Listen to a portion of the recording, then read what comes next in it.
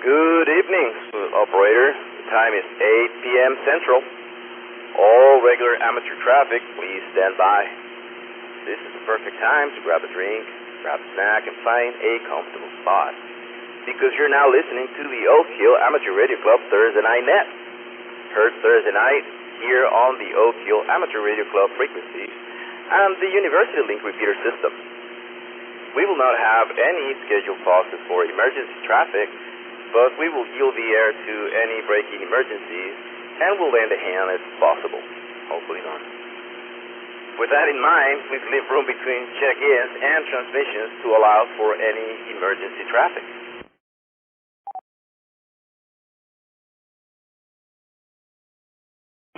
I'm transmitting tonight from East Austin using the 147.320 repeater. Big thanks to Chris and KB5TX for fixing that machine again. We were having issues with the internet. A couple of internet devices have to be exchanged because we were having issues with two of them, but he finally got it up and running. So if you see Chris, you should buy him a drink or two for helping out. He keeps his boat afloat. Thanks again, Chris, for helping out. You can also reach us via Echolink by connecting to N5OAK-R or KA5D-R. For AllStar access, use node 51444 or 409er33. For more information regarding the club repeater system, and how to become a member, please visit n5oak.org. You can also participate in this net using the University Link repeater system. For more information about the University Link repeater system, please visit ka5d.com. Go and check what Kyle is up to. A bunch of interesting projects and things always happen, so just go and pay him a visit, ka5d.com.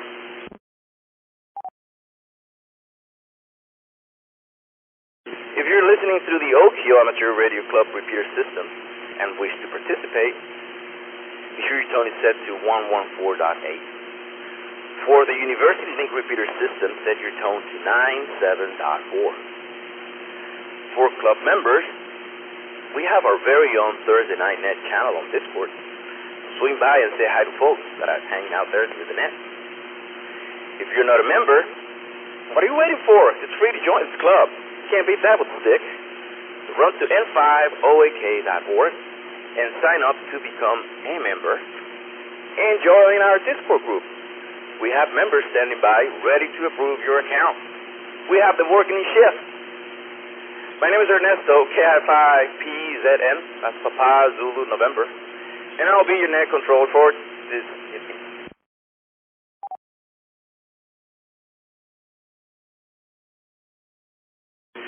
This is a control net. Sessions should refrain from transmitting until designated check-in or common time. If you're new ham or just new to the net, the Oak Hill Amateur Radio Club Thursday Night Net is social net.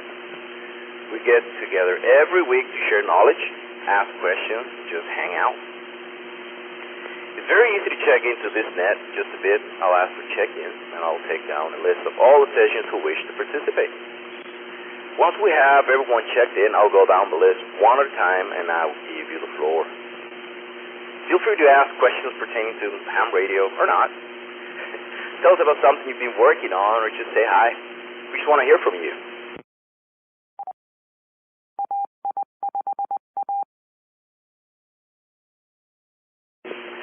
If you missed the first round of check-ins, don't worry, we'll grab you on the next round. Please avoid topics of politics, religion, or anything else potentially inflammatory. Don't be an inflammator. Please keep it clean, nice, and appropriate. This net is for the entire family to enjoy. So bring your kids, bring your wife, and bring your husband too. We're going to have a good time here. It's time for a station ID and the opening of the net for check-in. Please stand by.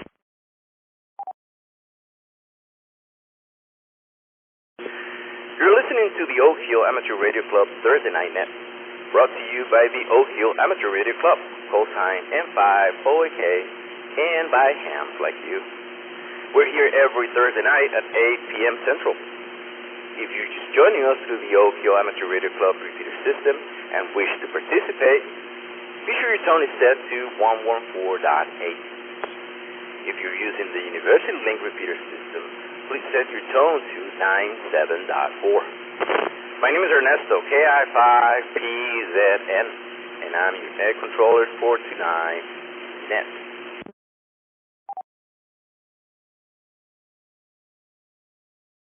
It is time for short time check-ins. Short time check-ins means operators who did not stay for the entire net. I will not take general comments for the short timers. Now, if you check in as a short timer and later want to rejoin the net because the conversation is so juicy, please feel free to recheck. Rechecks are free and encouraged. If you're a brand new ham operator that just got your license and just started using the radio, I have a tip for you. When you press the push to talk button, this is just brand new, just got license, let's say last week. Count like 1 second before you get started.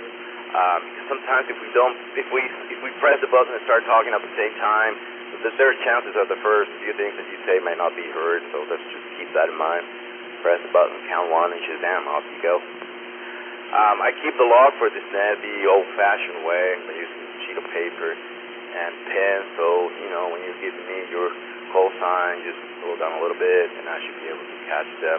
If not, I'll come back and harass you until I get it correctly. So, if you're busy, you're kind of busy tonight, but still want to check into the net, come in with your call sign and name now. This is Kilo Foxtrot 5, Delta Papa X-Ray, Chris Mobile, South Austin to the high ball to see the Farrell 4, short time, no traffic. This is November 5, Sierra Mike Oscar Bill, short time, no traffic. This is Alpha Golf 5, Sierra Juliet, no traffic. This is KB5MPJ, Kilo Bravo 5, Mike Papa Juliet, Jason and Buda. This is Kilo India 6, Hotel Quebec Tango, Canyon, South Austin, no traffic. This is KI5VND, Matt from Buda, no traffic.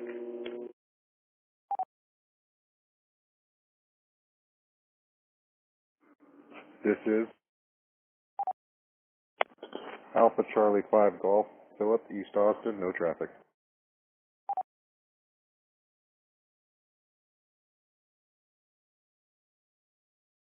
Alright. Got a good list here. Got 2, 4, 6, 7 check-ins. I'm short timer. We got KF5DPX Chris with no traffic. Thank you for checking in. Then we have Bill N5SMO, also with no traffic. And then we have AG5SJ, that's Micah, no traffic. Thanks again for both you, Bill and Micah, for checking in. And then after them, we have Jason, KB5MPJ. Jason, what's going on, man? How's the week treating you? This is KB5MPJ, pretty good, Ernesto. Not too much going on. I've been doing a little bit with JS8 call digital mode here recently, and got on the CW net tonight. Haven't done a whole lot of radio, but did those couple of things here this week. So that's kind of what I've been up to. Back to net control. Well, right on, dude. On those digital modes, is that the I'm not very familiar with digital modes. I'm not familiar at all. Is that like FT8, or is that a different flavor of digital back to you? It's different. It's based on FT8. I don't know exactly how close it is to it, but it uses similar low signal modulation scheme, and but it's also combines more features. You know, you can do QSOs directly to people. It'll do message storing and forwarding, kind of like packet radio, and you know, it has some kind of automated features where you can relay messages through other stations and things like that. It's got a lot of different advanced features. So we were kind of playing around with that and trying to figure out what we could do with it.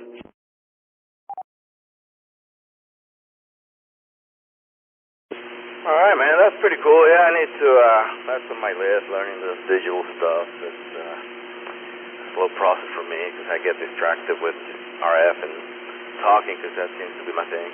On the CW, I did not know that you were a CW operator, so you get on that net often? Back to you. I try to. I've been on the past probably 2 or 3 weeks. 3 weeks, I guess. Went quite a while without getting on it, but I do periodically get on that net, and I'm just trying to get better at CW. I definitely need some work.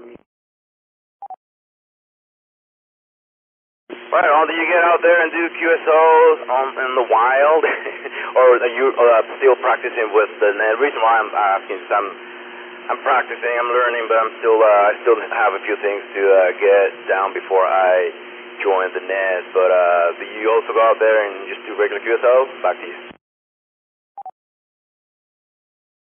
I mostly just do the net. I've done a few contacts, just called CQ or answered somebody, but I need to get better at it, and I also need to get better at pro signs and abbreviations, because sometimes someone will send me some abbreviation and I don't really know what it means, and stuff like that. So I really need to get better at that. Yeah, right on. That's the thing. Yeah, I have the alphabet. Every once in a while I forget a couple, but that's doing all right. And then I'm focusing on numbers, and then once I get like the basic digits out of the way, then I'll start with the equivalents of the LOL on CW with all of those codes and things like that. Cause I have no clue. I know that if I look them up, I'll find them, but right now I don't. It's kind of overwhelming. But it's been a fun process learning CW. So if anybody is listening out there and is wondering, it's a fun process. It's just like learning any other language, I guess. It's easier for me to talk than to listen. I can put words together here and there, but if I'm listening to CW, I can't understand anything yet, so that's part of the process. So, dude, thank you so much for checking in. Do you have anything else for the net before I let you go? No, that's pretty much it. This is KB5MPJ, back to net control. All right, Jason, thanks again for checking in. It's always a pleasure talking to you, and we will talk to you down the dial. AI5PZN, and then let's see, we have after Jason, we have KI6HQT, that's Ken, with no traffic. Then after Ken, we have KI5BNZ Max with no traffic, and AC5G Philip also with no traffic. Thank you guys for checking in as short timers. Let me do a quick ID. You're listening to the Oak Hill Amateur Radio Club Thursday Night Net, brought to you by the Oak Hill Amateur Radio Club, call sign M5OAK, and by hands like you. We're here every Thursday night at 8 p.m. Central. If you're just joining us through the Oak Hill Amateur Radio Club repeater system and wish to participate, be sure your tone is set to 114.8. If you're using the University Link repeater system, please set your tone to 97.4. My name is Ernesto, KI5PZN, and I am your net controller for tonight's net. All right, well, the last person to check in was Philip. Anybody else who would like to check in as a short timer? If so, please call in with your name and call sign. This is Alpha 5 Delta, no traffic.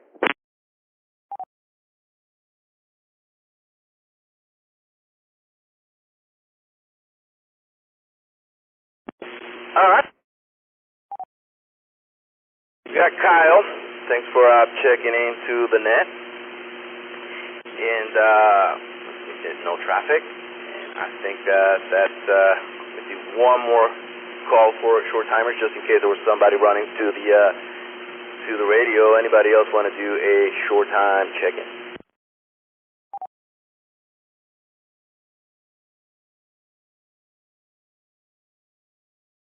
All right. Well, thank you for the short timers for checking in. But before we go into regular check-ins, we are going to review a question or two from the FCC current general exam. If you are a technician, or if you have a technician license, this will give you a sample of what the test is about.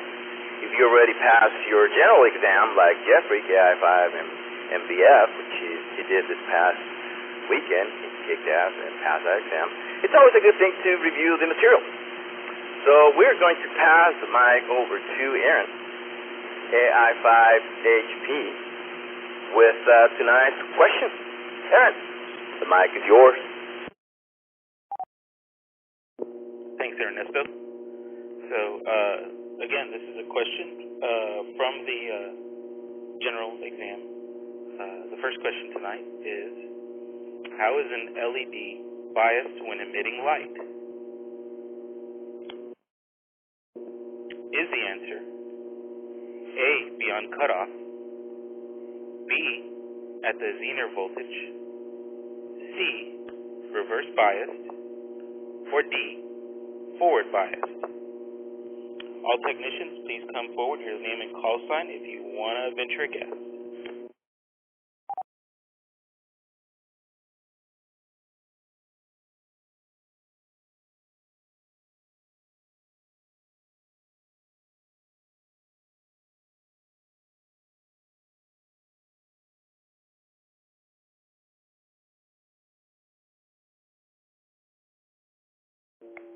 All right, nothing heard.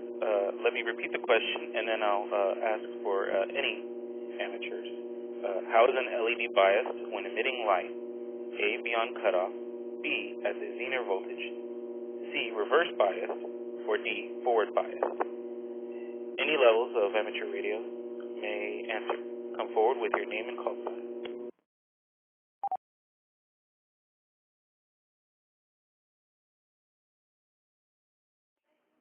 AC5G, I'll go with forward bias. Okay, we've got one person for forward bias. BBS, put me down for Delta. All right, we've got two for forward bias. Any more?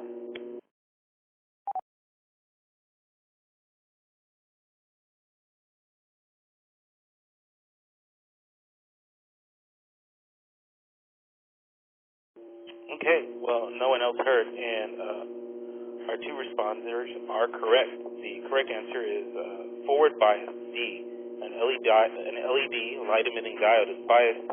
When emitting light, it is forward biased.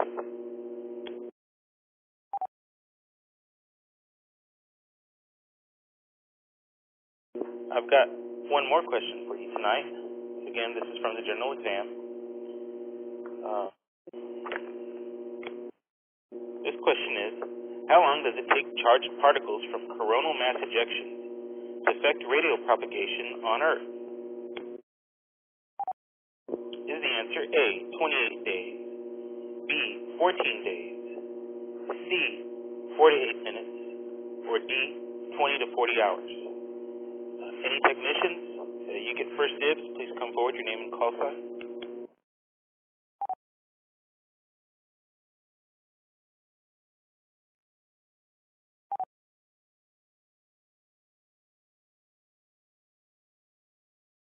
This is KI5RBT. I'm going to say D, Delta. Okay, KI5RBT, you answered D, Delta. Anybody else?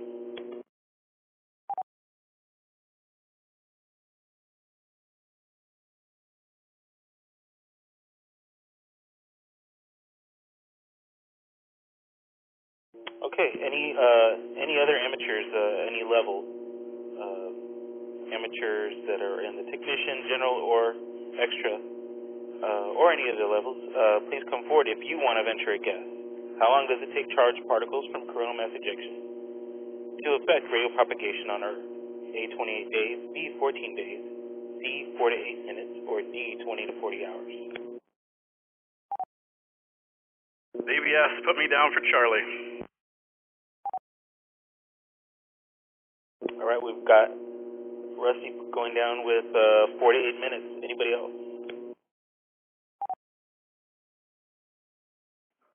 AC5G, I'll take Delta. Roger that. AC5G is choosing Delta 20 to 40 hours. Anybody else want to give it a shot? Give it a shot.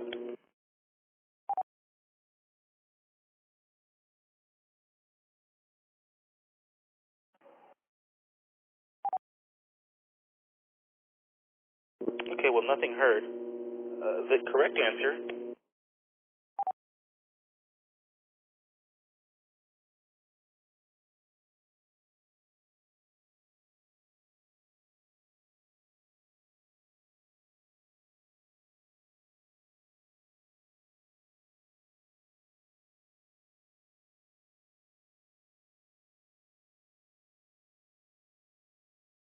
AI5HP from AI5PZN. Aaron, are you still around? yeah, this is AI5HP.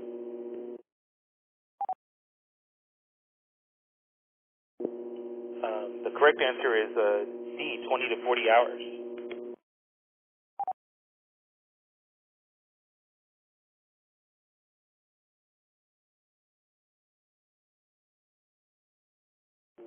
We go ahead and give it back to net control now. Thanks for participating, everybody. AI5HP. All right, Aaron, thank you so much for doing the questions tonight. I'm sure you have fun. It's always a fun thing talking on the radio. And thank you for you guys for participating. Talking about this general exam questions, I don't know if you guys are aware, but we started doing already the in-person testing back in Austin. We had the first session last Saturday, and I just wanted to let you guys know that the next one is on November the 5th. I know that they should have one. They usually have one in Belton in October, but here in Austin, the next one is on the 5th. And this is happening at, let's see, location is 14611 Wells Fort Drive here in Austin, Texas. That's the Wells Branch Municipal Utilities District building, the mud building. So that's on the, again, on of November will be the next one. So if you know anybody who would like to become a ham or would like to upgrade their license, let them know. And if you would like more information, you can shoot me an email if you'd like. My email address is my call sign, Kilo India 5, Papa Zulu November, at gmail.com, and I will get you the information that you need to make that happen. Thanks again, Aaron. And now I'll do a quick ID.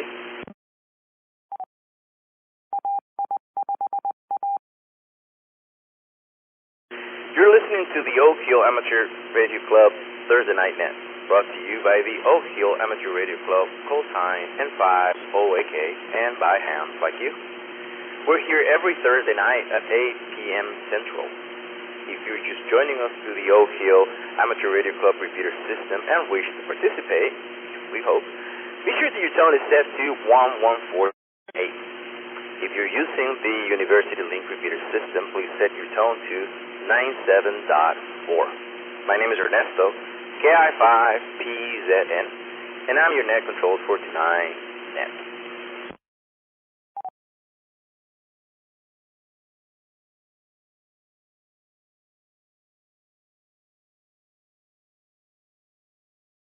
Well, now we're going to pass the mic to Kent, KI5RBT, and is going to be doing tonight's news. Kent, the mic is yours. Thank you, Ernesto. I wanted to delivered. It's my first time doing the news, so if I mess up, please bear with me. First news is, if you're a brand new ham or you don't have your license yet, you should listen to this. QRZ has launched a new ham jumpstart program. What it's set to do is promote amateur radio to the masses, eliminate barriers to entry, but providing a new ham their first radio for free, absolutely free. The QRZ will be providing a QRZ-1 HT to hams that meet the eligibility requirements. There's no purchase or subscription of any kind required, and the package is, like I said, absolutely free. New hams who have just obtained their license from the FCC can apply for this welcome package, and they have to do this 30 days of getting their license according to their FCC grant record. They have to have a QRZ user account and be able to log in and apply for the award. It's open freely to any USA licensed amateur radio operators. This is already running. This started in the middle of August, and it runs until October 31st. So if you are a brand new ham or you're about to become one, keep this in mind. For more information on this, go to www.qrz.com/jumpstart.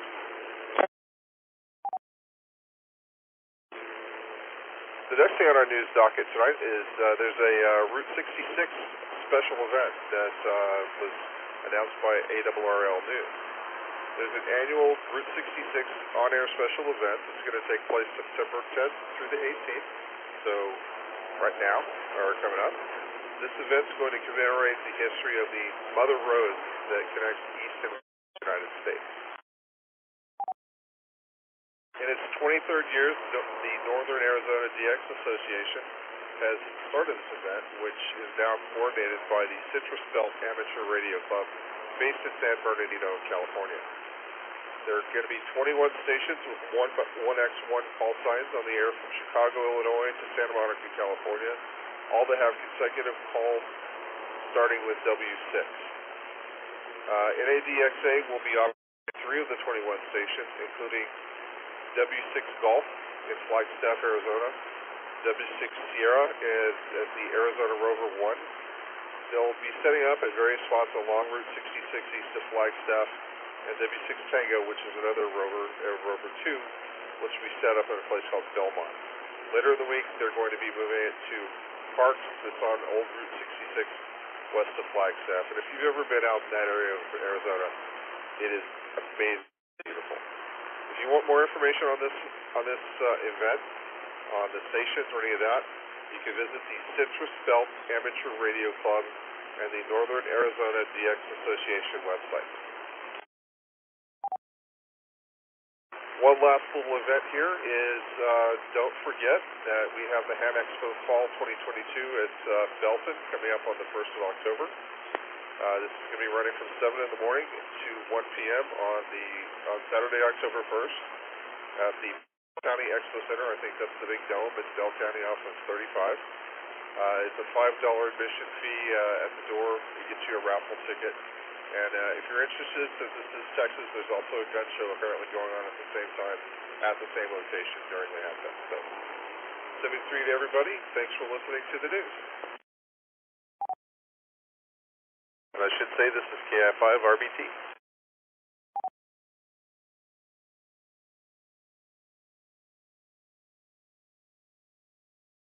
All right, Ken. Thank you so much for bringing the news. Yeah, it's interesting. The getting incentive to get people licensed. That's a pretty nice program there. So hopefully people will take advantage of that. And the Route 66, that sounds pretty cool too. And Belton, yep, coming up. I'm looking forward to that. Does anybody have any comments for the regarding the news tonight? So please come in with your name and call sign.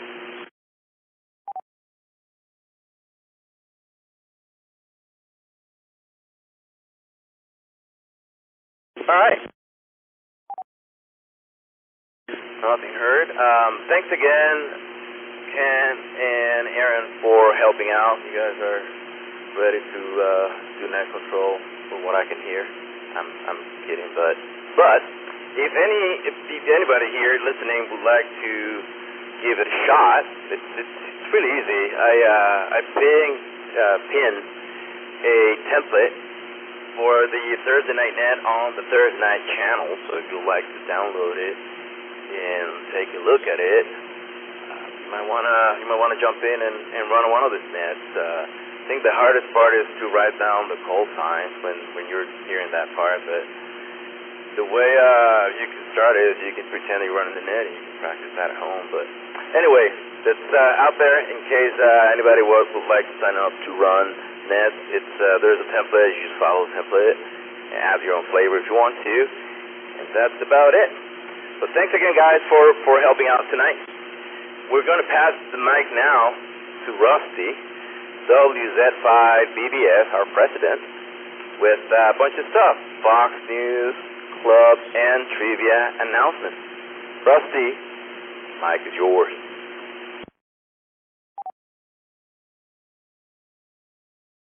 Well, thank you, sir. And you know who we haven't had as net control in a while is Sammy. We need a good N5 TXR net. So, Sammy, I know you're out there listening. You need to sign up for the net, man. You know how to do it. All right, for all the new people hanging out with us tonight, we have a trivia net right here every Friday at 9 p.m. We have 31 players play last week. It was North versus South. And when we got rid of everybody and got down to just the licensed amateurs and everybody that goes into the logbooks, the North won. I know, the South won the game, but by the time it went in the logbooks, the North had won. We got Leonard, KI5NLC. He was in the number 1 spot. Scott, KI5OBD, took the number 2 spot. And our very own Sally, KI5RXT, came in 3rd. The elimination round was won by none other than Steve, KG5LAA. He made it all the way to round number 7. And as far as the player rankings go, that dude that just read the news, that's KI5RBT.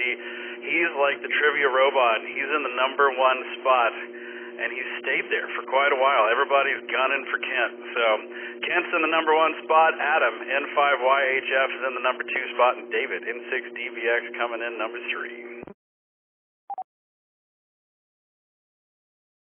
And anybody can play the trivia net. All you need is a smartphone, a tablet, or a computer. We got the bingo. It starts at 8:30, so you got something to do while you're hanging out waiting for the net to begin.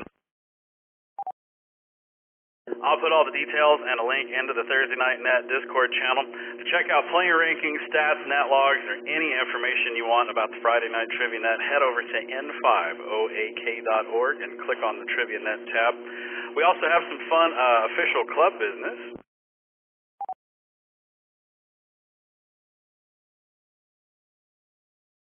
We are up to 451 members. We have 3 new members as of last Thursday. We got Clifton, KI5WRZ. He's a new member. Thomas, KI5OMW. He plays on trivia, as well as Robert, KB5PMB. So welcome, gentlemen, to the club. We got to wish a happy birthday to Mark, NE5P. He started drinking a little early, so we don't know if Mark is with us or not. But happy birthday, Mark. We're happy you're part of the club. And on that note, the fox hunt this weekend is a little bit different, and it's gonna be pretty fun, I think. We'll see what y'all think.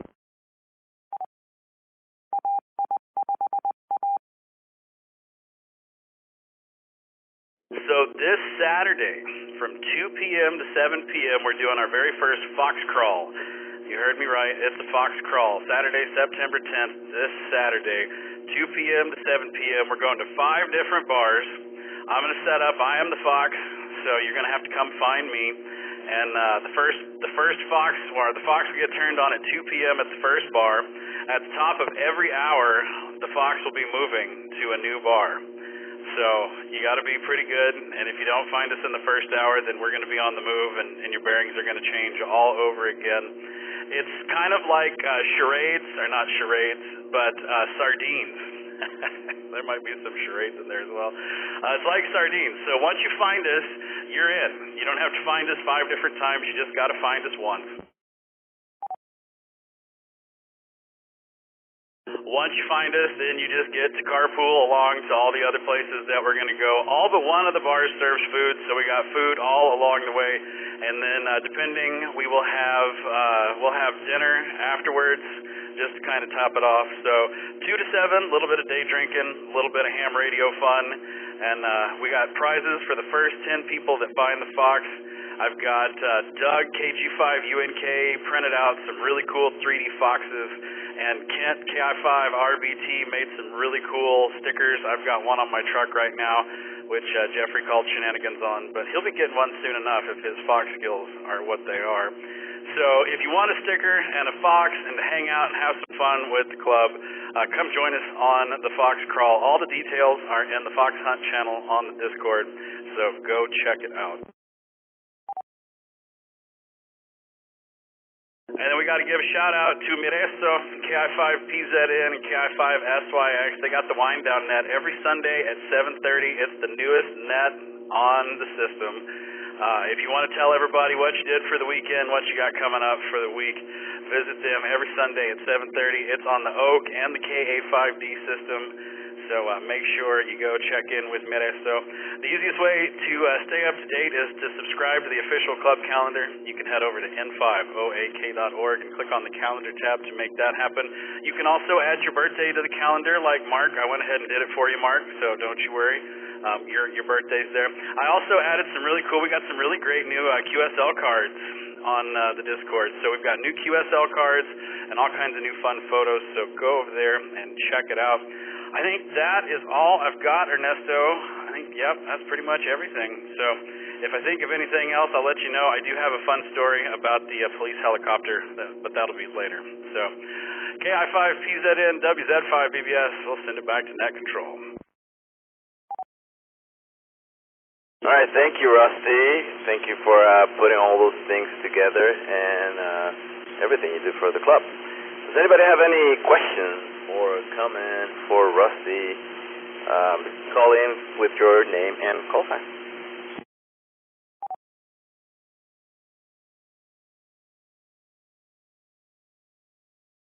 All right. Thanks again, Rusty, and we will talk to you soon. You're listening to the Oak Hill Amateur Radio Club Thursday Night Net, brought to you by the Oak Hill Amateur Radio Club. Call sign N5OAK, and by hams like you. We're here every Thursday night at 8 p.m. Central. If you're just joining us through the Oak Hill Amateur Radio Club repeater system and wish to participate, be sure your tone is set to 114.8. If you're using the University Link repeater system, please set your tone to 97.4. My name is Ernesto, KI5PZN, and I'm your net controller for tonight's net.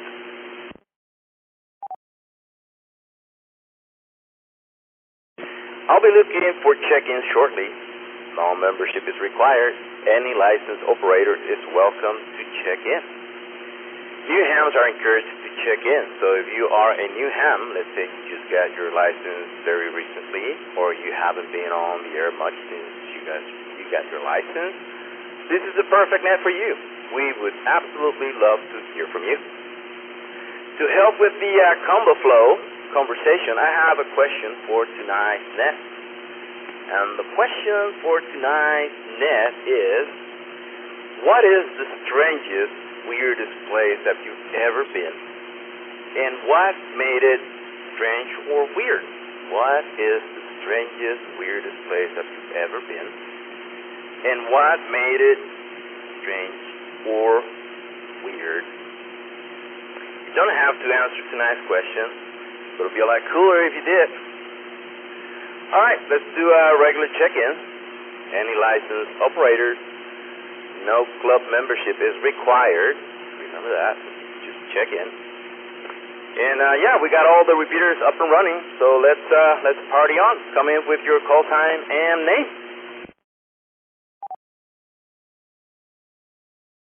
This is KG5UNK, Kilo Golf 5, Uniform Kilo Golf, North Austin.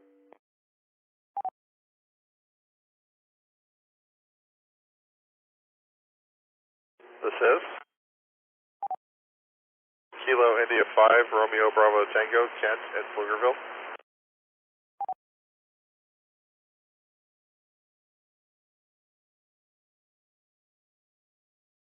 This is Whiskey 5 November Delta Sierra, Rod in North Central Austin.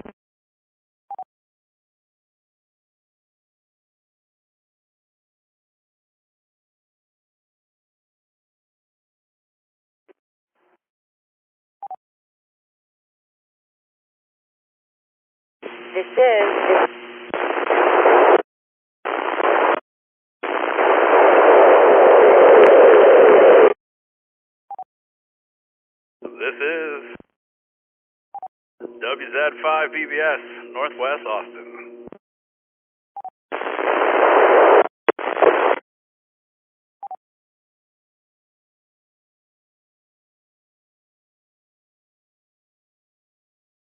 Well, all right.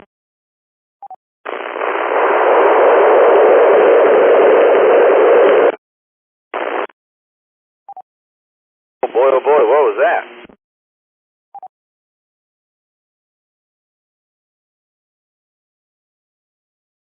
All right. Let's go and check with Doug, KG5UNK. Doug, what's going on, man? How's life treating you?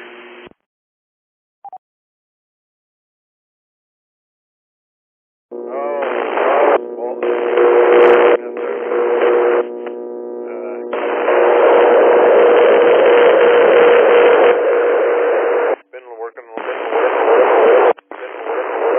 My wife's had to go into work every day so far this week, and it's been kind of the time that the space station's flying over in the morning, and I've heard astronaut calling out over the past couple days, trying to actually get a contact with one of the astronauts.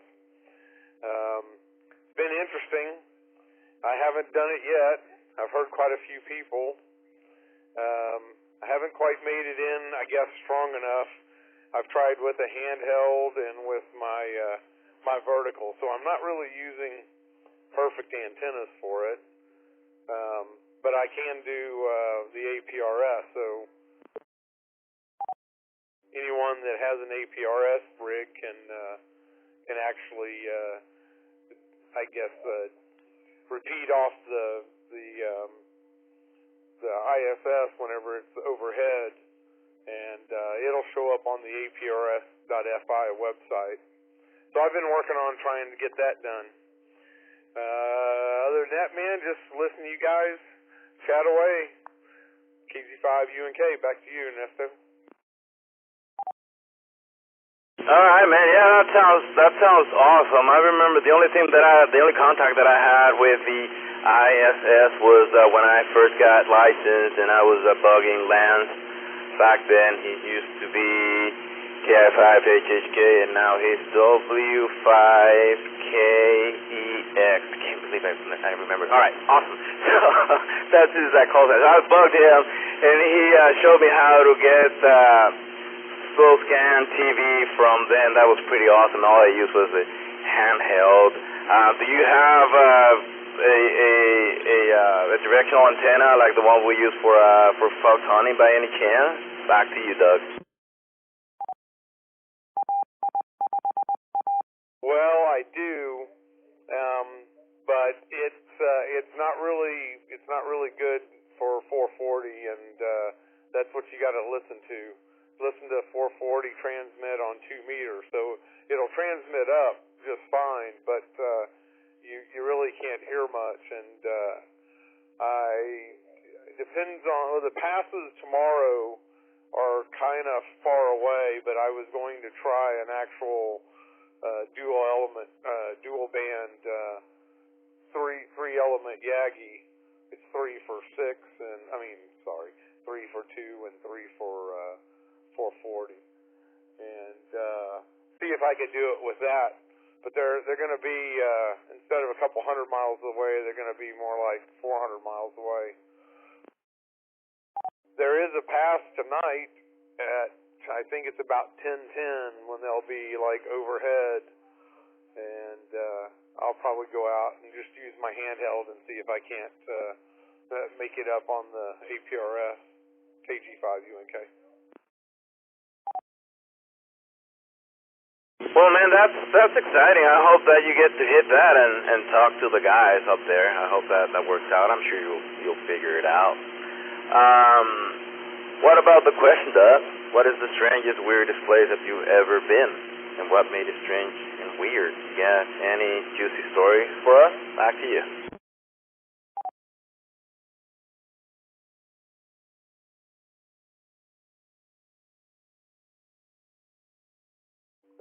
Man, I don't know. I guess the only thing that really comes to mind is one time, I probably don't even remember the river. Either the Guadalupe, floating down the river, and going over some falls, and kind of getting trapped at the bottom of the waterfalls for a few seconds, and just relaxed and flowed with the water to get out. But that was kind of, I guess that's probably the weirdest. Maybe the first time I climbed up a 50-foot tower when I was a kid, that might have been one too. KG5UNK.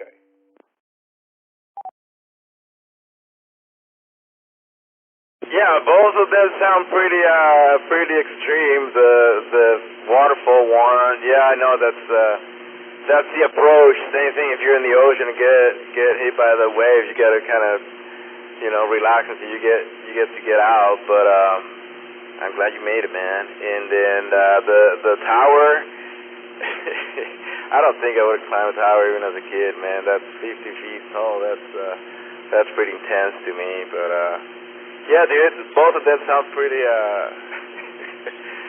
pretty strange places to be, and I don't want to be in either one of them. So thank you for sharing, man. Do you have anything else for us before we let you go?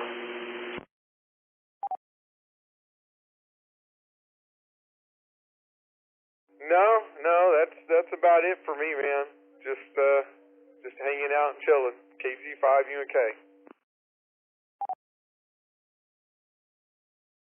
Hi, Doug. Does anybody have any questions or comments for KG5UNK? If so, please call in with your name and call sign. BBS.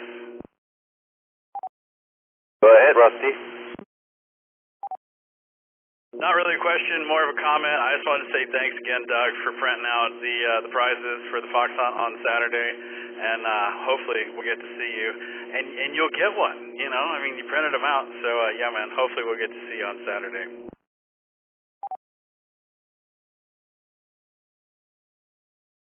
Roger, man. Oh, no problem. For you, the club, that's worth it. So. Yeah, I definitely will search. I don't know how many I'll go to, but I will hunt for it. And, I could always print me another one. But thanks again, Rusty. KG5UNK. You bet, man. It was also fun having you out for the Friday night trivia net. You're one of two people that have come and hung out at the house while I did it, so it was fun having you. You're welcome to come hang out anytime, man. WZ5 BBS, back to net control. All right, yeah, that's like seeing the Wizard of Oz doing his thing. That was pretty cool. Well, thank you, Doug, for checking into the net as always. It's always really cool talking to you, my friend, and we will talk to you down the dial. Thanks again. Let's check now with Ken, KI5RBT. Kent, what's going on, man? How's the week treating you? How was the news reading thing tonight? Like I said on Discord, that's probably the longest I've talked on the radio in a single day of my life. So it was a little nerve-wracking to start with, but I talk on the phone or Zoom with customers and stuff all day, and I do demos, so I get over the butterflies pretty quickly. Man, you did a a great job, and you sound really good bringing the news in now, too. Yeah, how's everything going? I think of it's something that started a hobby for me, essentially.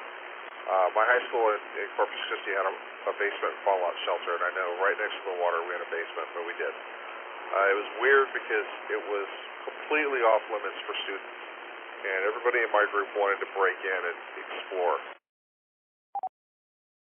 And I was in journalism class. Somehow I talked my way into getting a pass or getting actually a tour of it. And there was stuff down there, pristine stuff from the 50s, food, water cots, all sorts of stuff like that it was packaged and stored and in shelves and perfect. I'd love to get back in there and grab some of it because I've started collecting civil defense artifacts. I've got a Geiger counter and some original signs and stuff, and I'm continuing that.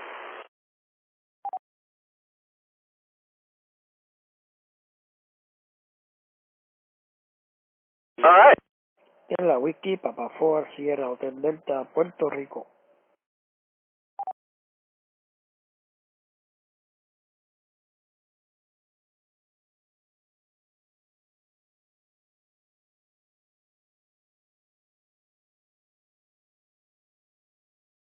All right, that was Whiskey 4 Delta. I forgot the remaining of your call sign. Elvin, correcto? I know it was from Elisa's, but I don't remember what the model number was or how many channels it had.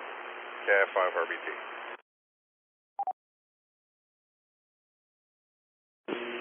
Sorry, Ken, I doubled with you for a little bit because somebody else was calling in, but I did get your, majority of your message there, your story about the shelter. Yeah, man, that would be really, to me, it'll be kind of weird to get into one of those shelters. I've never seen that, and just seeing the items stored, I'm sure they'll give you weird vibes just to seeing those things. I wonder if, did you guys get to open any of those packages while you were troublemakers getting into the shelter? Back to you, Ken. I was a troublemaker. I was actually in journalism class, and I think the tour was with the vice principal, so there was no opening anything because it was, this was in the 80s, and this stuff was still there from like 1950, and it was perfect. No dust, anything. It was all stored away in neat little rows and piles, of equipment and things. I think there were radios there because I remember there being an antenna on top of the school. If anyone's from Corpus, it was Ray High School. The last thing I was asking, though, is if anyone has the specific model or type of mixer that Bob Pyle had recommended back when he was on our meeting. KF5RBT. Comment? Hey, it's Rusty. Hey, Kent, if you look on Discord at the previous meetings tab at the very bottom under the video nets, the April 16th meeting has a URL to the presentation, so you can go back and watch it, because I don't, but that'll at least give you an idea.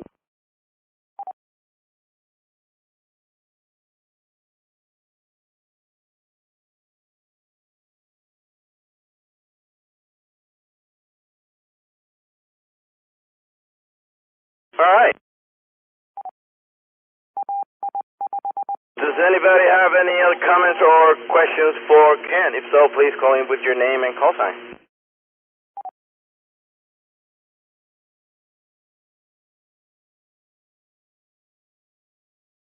All right, Ken. I appreciate you checking in and helping out with the news tonight, man. It's always a pleasure talking to you, man. And we just need to drag you more often into the repeater because we like talking to you, man. Don't be a stranger. All right. Well, actually, I should be doing an ID. Let me grab my ID page. Be right back.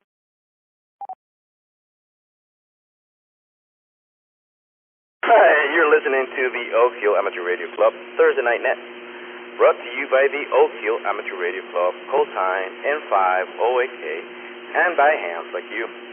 We're here every Thursday night at 8 p.m. Central.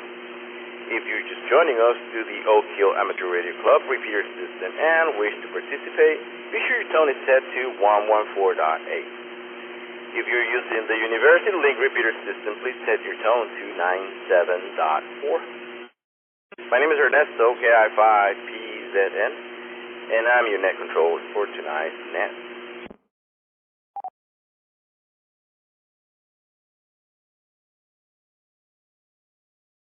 Alright, and now we are going to check with Rod W5NDS. Rod, what's going on? How's life treating you? Well, good evening, Ernesto, and everybody on the net. Things are going okay here.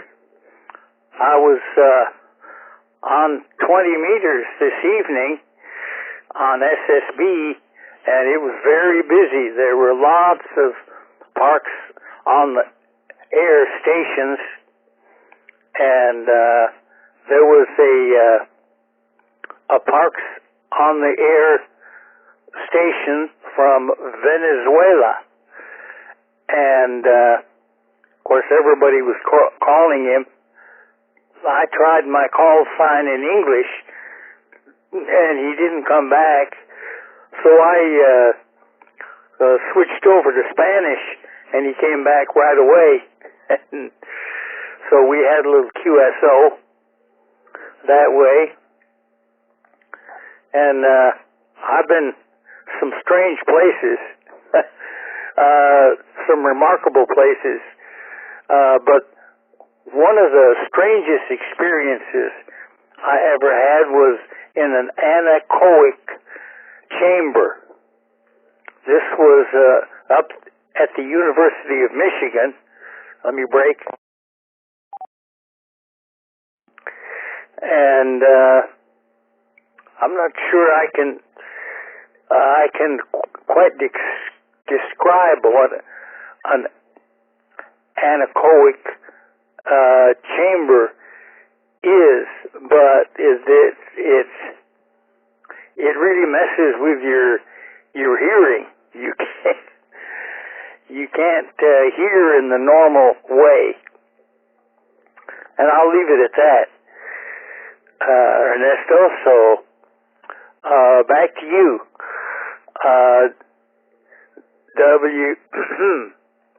KI5PZN, W5NDS. Alright, Rod.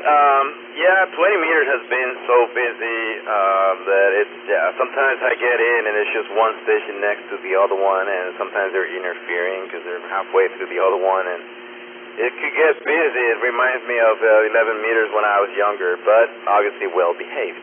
On the PARA, yeah, there's a bunch of people doing parks on the air. Venezuela, that sounds like a really good score, man. The parks on the air from Venezuela, and I could totally imagine the pile up that the guy had. It's funny that you say that you switched to Spanish for your call sign, because that's a new trick that I started using whenever I hear people on HF calling from Spanish-speaking countries. I used to just, because I know you have to say it in English. And I still say it in English, but I started doing that, just throwing out there in Spanish, and sure thing, you get a lot more results. So for those of you guys who don't speak Spanish, you can just learn to say your call sign in Spanish, and that will get you in. So that's a good idea. And let me let it reset. The chamber that you were describing, I have never been in one of them, but I've heard people or read that some people they get freaked out when they get into those chambers, and they can only withstand like just a few minutes inside, if that, inside that chamber, and they just want to get out because it really messes with everything. So I'm glad that you got to try that. I would love to try it. I know it's kind of self-inflicted horrors, but it's something that I have never experienced, and for whatever reason, I would like to do that type of stuff. Were you able to hear your heart while you were in there? Is that something that happened? Back to you, Rod. Gee, I don't think I'd listen for my heart. I think it kept beating because I kept standing there, but that's an interesting question, Ernesto. I don't have a good answer, but yeah, it was, the thing is, I depend on echolocation, hearing the sounds bouncing off the walls and so on. You know that with Enrique and so forth, and I couldn't hear. There wasn't any of that in the anechoic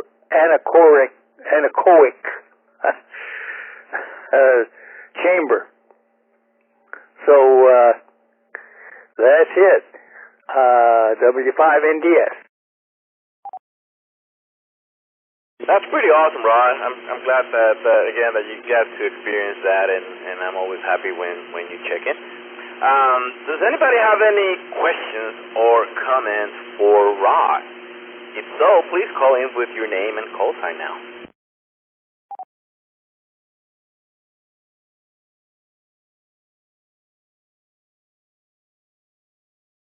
All right. Nothing hurt. Thanks again, Rod, for checking in, and we will talk to you pretty soon. We're always in the air. Thanks again for checking in, and we will talk to you soon, Rod. Let's check now with the next person is KI5FYX. That's Mireya. I think I know that person. Mireya, what's going on? How is life treating you?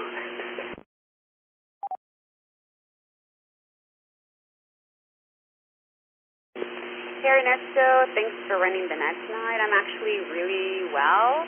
Excited that today is Thursday, and excited that I think we're going to have some cool weather tonight, so whoever is interested in being a little bit chilly and maybe even wearing a sweater, you may want to venture out later on when it gets into the 60s. I really like the question that you selected tonight, and I have, a lot of experiences, I'm sure, as everybody else, but what comes to mind is a couple of visits we did, or a couple of trips we took here in the U.S., one to Colorado and one to Oregon. That came to mind with the weirdest or strangest places, or one of them that you visited. So when we were in Colorado Springs a few years ago, we stayed at a bed and breakfast called the Holden House. And the Holden House was built in the early 1900s. It's a very picturesque Victorian home. It has a number of guest rooms and delicious breakfast in the morning when you wake up. If you wake up. So when we stayed there, we stayed in the carriage house. It's a building behind the main home. And what made it strange is not that it was a home that was over 100 years old with its creaks and its cracks and its creepiness that you would expect from a house that old. We walked in, and there was a living room before the bedroom, and sitting in the living room was a life-size rabbit. It was stuffed. It was, imagine like a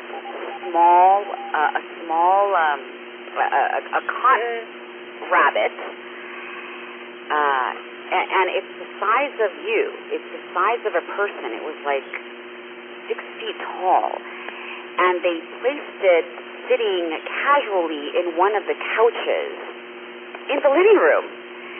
And the hostess said, "Hey, meet so-and-so, our rabbit." And it was like totally normal to her to have a human-sized rabbit figure sitting in a living room in a house were about to stay in. So it was a rabbit that was featured in so-and-so parade or whatever, but it was sitting there right now, and we were about to spend the night there.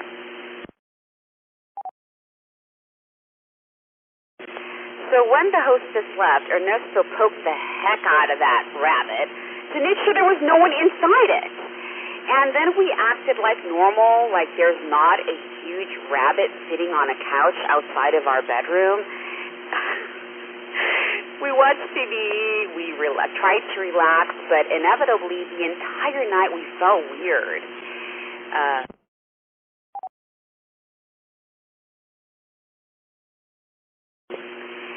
And there was a weird energy in the house. We couldn't really sleep. So I don't know if it was the rabbit or just an old house with its creaks and its cracks, but that was pretty strange. I don't think I'll ever have another experience like that before. So I'd say the Holden House in Colorado Springs was one of them for me. And the other one I actually seeked out. I am a huge fan of the movie The Shining. Stanley Kubrick in the 80s. Jack Nicholson, you know, he's trying to be a good boy and have a good time. That movie.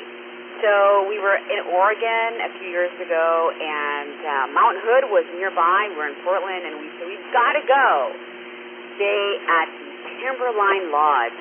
Beautiful, beautiful place. And it's the exterior of the Overlook Hotel featured in the movie. So driving up that drive, around the corner, we saw that amazing exterior of the hotel featured in the movie.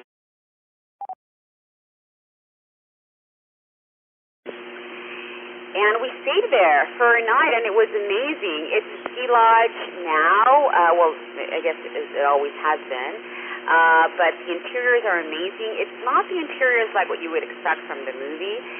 It's very rustic and very cabin-like indoors, but outdoors you are walking at the Overlook Hotel like in the movie. So even though nothing creepy happened there, just staying at the Overlook Hotel was special. And it's a weird place to stay, I guess, because it was so prominently featured in the movie. And it's such a creepy and wonderful movie. If you're a fan, you definitely have to look out the Timberline Lodge in Oregon. So I'd say those are the two weirdest places that I can think of recently that I stayed.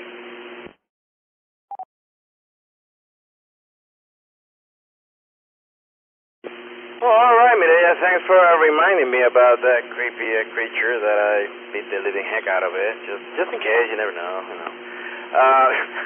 That was one weird place. Does anybody have any questions or comments for Mireya? If so, please call in with your name and call sign. BBS. Go ahead, Rusty. You're an official member now, Mireya. You timed out the repeater. I thought you did it twice, but it was just some other random beep. So those are great stories, but the best one was when you timed out the repeater. WZ5BBS. Well, she's, I guess, an official. She's a legit ham now. Yeah, she doesn't like to reset the repeater. That's so last week. How long could she talk? I think it's 5 minutes, right, Rusty? I believe it is 3 minutes is what it is. I could be wrong, but I think 3 minutes is it. I think I did it twice last week. Well, I think she's spoiled with Kyle's repeater, because Kyle's repeaters you can stay a little bit longer. That's probably what it is. But I just have to. I need to get me one of those little sand cloths and show them here, hourglass, whatever you call those things, and put them here so she could keep an eye on those things. But yeah. Anybody else have any questions or comments for me? Please call in with your name and call sign. NDS? Go ahead, Rod. Well, I'm just thinking that your next trip, Medea, should be up in Alaska, where you will find a bear, a stuffed bear, in the living room. And you can poke around on him all you want. W5NDS.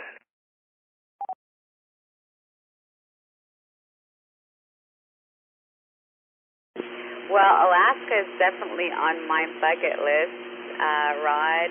I hope that that bear that you're saying is not alive, and that I can actually poke a bear that won't come back and bite me after that.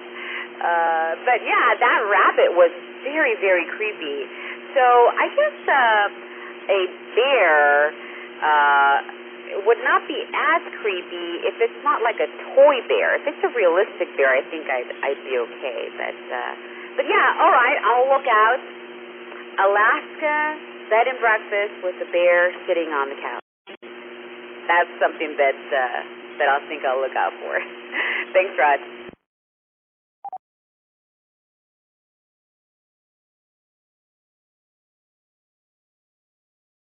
All right. 5NDS, back to net. All right, thank you, Rod. All right, well, you are listening to the Oak Hill Amateur Radio Club Thursday Night Net, brought to you by the Oak Hill Amateur Radio Club, call sign N5OAK, and by hams like you. We're here every Thursday night at 8 p.m. Central. If you're just joining us through the Oak Hill Amateur Radio Club repeater system and wish to participate, be sure your tone is set to 114.8. If you're using the University Link repeater system, please set your tone to 97.4. My name is Ernesto, KI5PZN, and I am your net controller for tonight's net. We're going to go now and check with Rusty, WZ5BBS. Rusty, what's going on, my friend? What's cooking, man?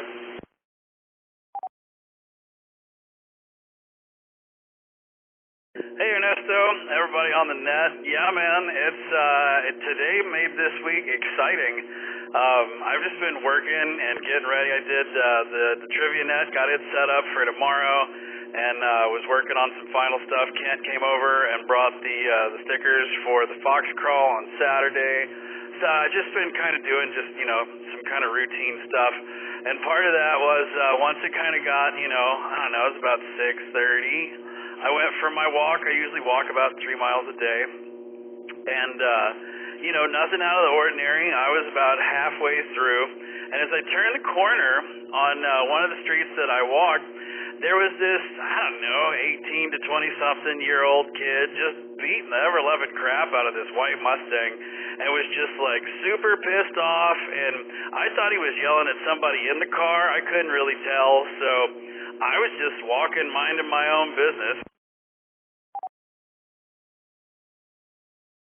So as I got closer, he had a few choice words to say to me and told me I need to keep walking, which I just kind of laughed at him and, kept on going. And got down, I guess it was about 20 or 30 minutes later, I came back around and the car was gone and I was walking my way back home.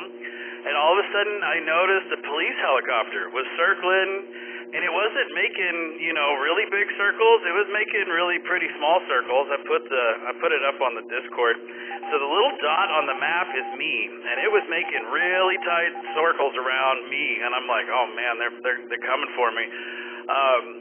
So about 2 minutes after I noticed that the helicopter was really looking around somewhere close, I saw 4 cop cars just go zooming by. And I was like, oh man, something's going down. So I kept walking, and the helicopter moved from kind of where I was to kind of over my house. So I called my neighbor down the street, Gary, and I was like, Gary, I was just going to let him know something's going on, or at least find out, because it looked like something was going on in my neighborhood. So I call him, and he didn't answer, and about 15, 20 seconds later, he calls me back, and he's just like, hey, man, what's up? And I'm like, dude, I just see the helicopters going around the house, like, you know, what's going on in the neighborhood? And he's like, man, I'm at the Valero up here on Anderson Mill, and I just had 8 cop cars show up, and they've got guns drawn, and he's like, they just threw us all out, and he's like, there's some kid getting arrested. And I was like, oh, no way. He's like, yeah, he's in this white Mustang. And I was like, brownish blonde hair, kind of 18 to 20, pink shirt, black shorts with like white high tops. And he was like, yeah, that's him. And I was like, oh, he just told me where to go put some stuff, you know, and I was walking next to him. And he's like, oh, man, the cops showed up. It was Travis County and Williamson County, and they cleared out the whole Valero, had him on the ground at gunpoint. He had drugs and guns in the car and all kinds of stuff. So it was crazy. I was like, what are the odds that I walk past this dude and you get to see him getting arrested? Like, that was pretty entertaining. So that was my normally, you know, calm 3-mile walk, and made for all the excitement for this week, man. That's about all I got. And then as far as interesting places, all I can tell you is that it was in Amsterdam, but the conversation is definitely not ham friendly. So if you want to learn about it, we'll talk about it on the Fox Crawl. But we'll send it back to net control, man. Well, that story was spicier than that shawarma that I had the other day at that place near your house, man. I'm glad you didn't get into a fight with that dude, because that dude would have been in trouble. I wonder what's the deal with the kid. I mean, Jesus Christ, so young and already in so many troubles at once. I guess he broke a whole bunch of laws at once, and he was rude to Rusty, so that's, I guess, karma right there. That's interesting, man. Thanks for sharing that story. That was pretty juicy, man. And I'll ask you about the other one when we get to the Fox pub crawl. I'll ask you after a couple of beers. Well, you don't need any beers. You'll start telling me the story, hopefully. But man, that's pretty juicy. Thank you for sharing that. Does anybody have any comments or questions for Rusty? Please call in with your name and call sign.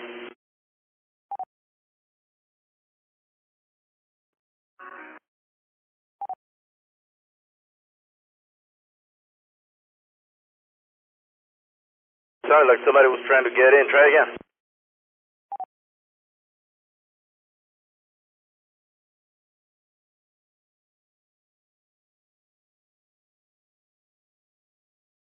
Maybe not. All right, man. Well, yeah, that's that was pretty wild. I thought when you were talking about that they were going to be filming the part 2 of Today Was a Good Day by Ice Cube, but I'm glad that things were sorted out. Thanks again, man, for checking into the net and everything else you do for the club. And I will obviously stay in touch with you, and we will see you tomorrow for the Friday night trivia net here at 9 p.m. and also on Saturday for the Fox hunt. Do you have anything else for us before we let you go, Rusty? Yeah, the plot thickens. So Matt just put a WAV file in the general. Apparently the dude threatened to kill somebody. I'm not sure what the WAV file is, but Matt has a thing on the dispatch, so something tells me we might get to hear more of it. So if you want to hear more of the dispatch side and what actually happened, go hit that WAV file, and something tells me you'll get to hear the police scanner version of that story. Holy smoke, man! It keeps getting juicier, man.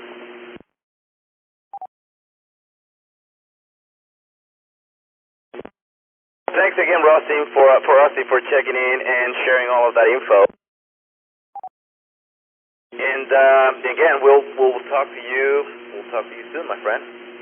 You're listening to the Oak Hill Amateur Radio Club Thursday Night Net, brought to you by the Oak Hill Amateur Radio Club. Call sign N5OAK, and by Ham. Thank you. We're here every Thursday night at 8 p.m. Central.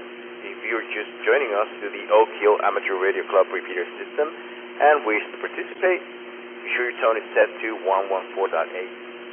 If you're using the University Link repeater system, please set your tone to 97.4. My name is Ernesto, KI5PZN, and I'm your net controller for tonight's net. Well, that was Rusty, who checked into the net, and you could do it too. All you need to do is call in with your name and call sign. I'm listening. This is Kilo 5 Tango Mike Tango.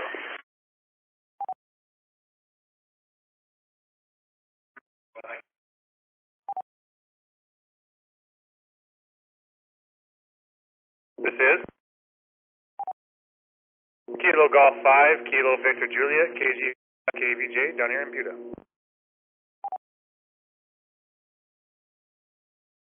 This is AI5HP, Alpha India 5 Hotel Papa, here in Buda with no traffic.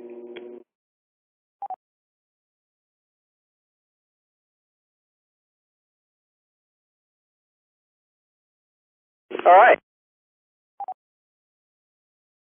We got 3 more check-ins. Thank you guys for coming in. We have K5TMT. K5TMT. What's going on, man? How's life treating you? Oh, not too bad. Just a couple late days at work, long hours. But it's been good. Things are starting to settle down a bit, knock on wood. Just kind of listening to the radio. A couple radios at once, actually. But, yeah, just kind of winding down, taking it easy, and good to hear everyone on the net.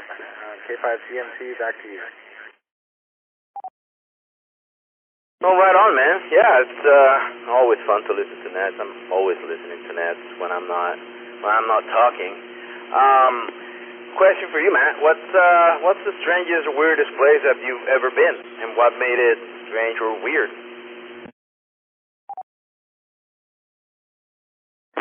The strangest place I have ever been was to Bishop's Castle in Colorado. If any of y'all have heard of it, or rather not heard of it, look that one up. Look that one up on Google. This dude, over I think a period of 40 years, hand built a castle on his property. It's really cool looking. K5TMT. That sounds pretty neat, and it sounds like a lot of commitment. Is it like well, I don't know how big that property is, but is it like a full size? Well, I don't know what we would call it, full size castle. Come in different sizes, but is it like like a big, pretty decent? I haven't seen it. A pretty decent building. Back to you, man.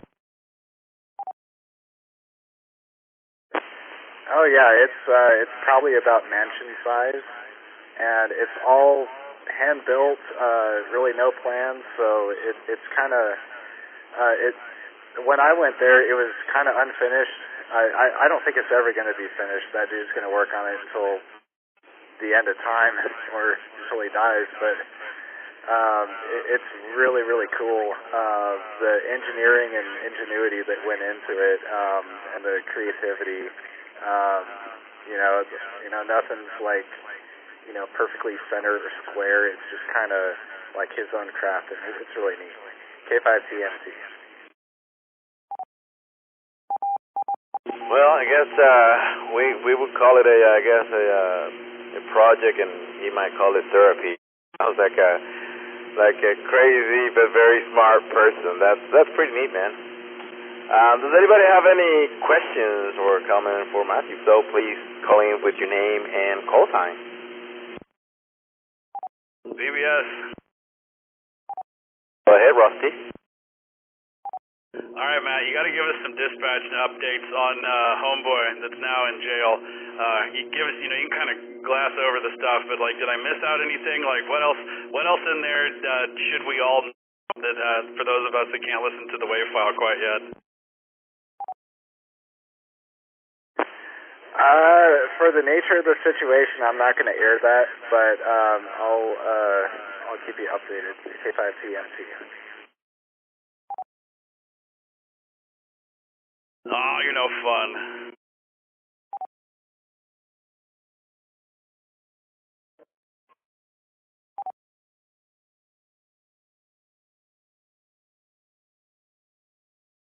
All right. Anybody else have a question or a comment for Matt? If so, please call in with your name and call sign.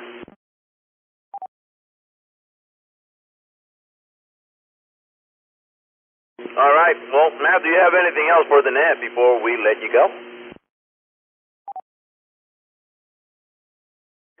I just wanted to say thanks for running the net, and it's always good to be on. I need to get on the radio more, at least transmitting, according to Rusty at least.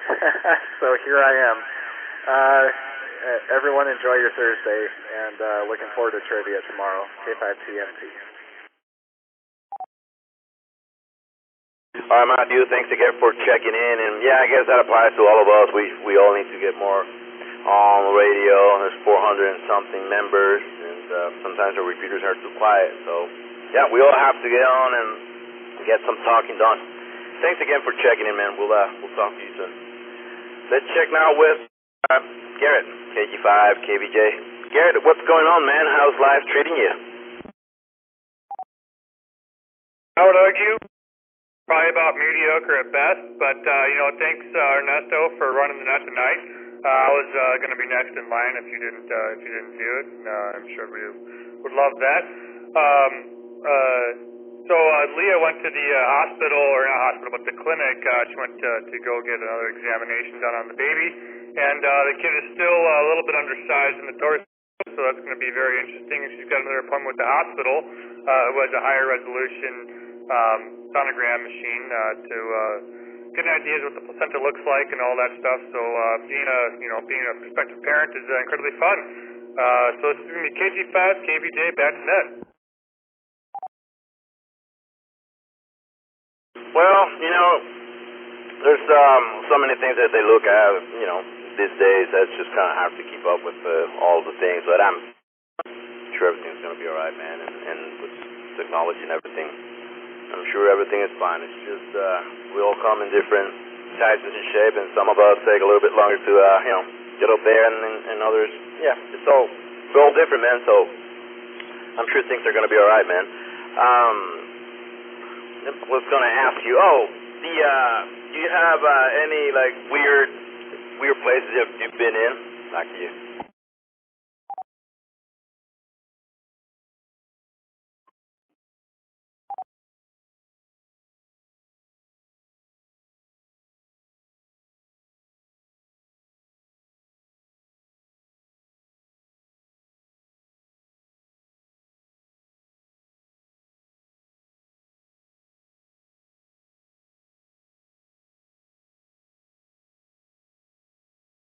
Yeah, being trapped in an attic is not doesn't sound like a fun place either, man.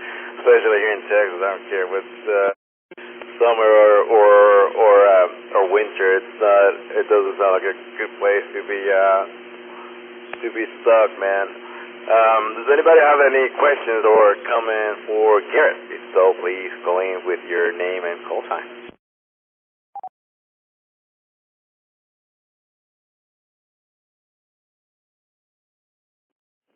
Stella Whiskey, Papa 4, Sierra Hotel Delta, Puerto Rico. Whiskey, Papa 4, Sierra Hotel Delta. Do you have any comment for the net, or you're wanting to check in? Back to you.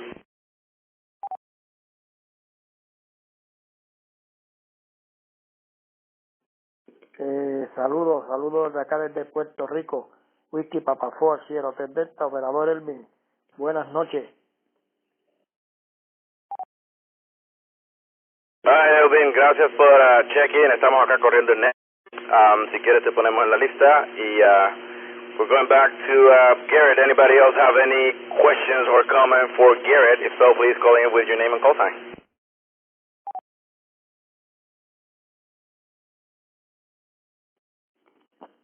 Quedó por aquí la escuchita, quedó siempre por aquí la escuchita. Fue que mi compañero me dijo que estaba un net ahí, entré por ahí. Nada, te quedó por aquí la escuchita. Whiskey, Papa 4, Sierra, Hotel Delta. Okay, what's that? All right, well, Garrett, thanks again for checking in on tonight's net. And I hope you have a, good week and everything goes well with everything, man. Do you have anything else for the net before I let you go? Nada, muchas gracias. Kilo Golf 5, Kilo Victor Juliet, back to net. All right, senor. Thanks again for checking in as usual, and we will talk to you soon.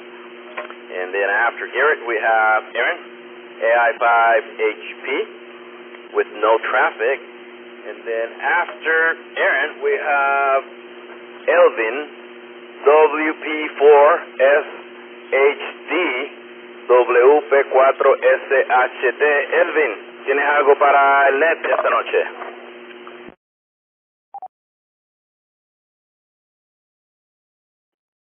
Nada, siempre escuchando, no sé nada de inglés, nada. Pero, pues, oigo ahí a lo loco ahí, pero no sé nada de inglés, nada. Quedó por aquí la escuchita. Whisky, Papa Four, Sierra, Hotel Delta. Alright, well, Elvin, WP4SHD, doesn't speak any English. ¿Alguien está aquí en el net que habla español que quiera saludar a Elvin? Please come in.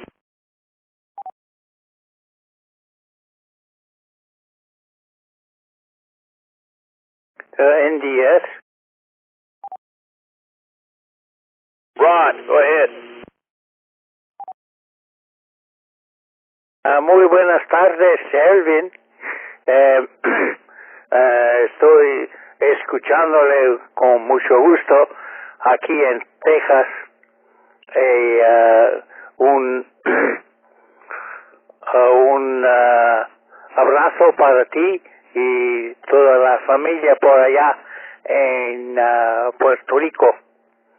Washington 5, Noruega, Dinamarca, Santiago.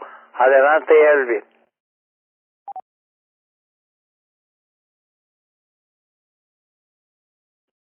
Saludos, Whisky, Papa Four, Sierra, Hotel Delta. Saludos de acá desde lo lejos, de acá de Puerto Rico. Un abrazo fuerte, escuchándose fuerte para acá, para Puerto Rico. Muchas gracias, 73, para usted y toda su familia. Quedó por aquí en copy. Whisky, Papa Four, Sierra, Hotel Delta. 23, Elvin.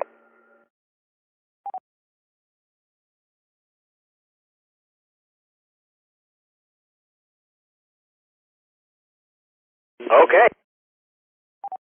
¿Alguien más quiere venir a saludar a Elvin? WP4SHD, WP4SHD. Come in with your name and call sign.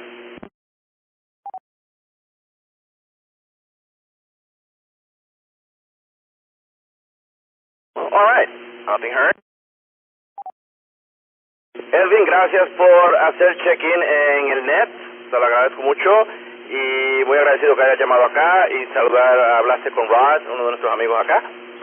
Esperamos escucharte nuevamente. Que tengas buenas noches y 73.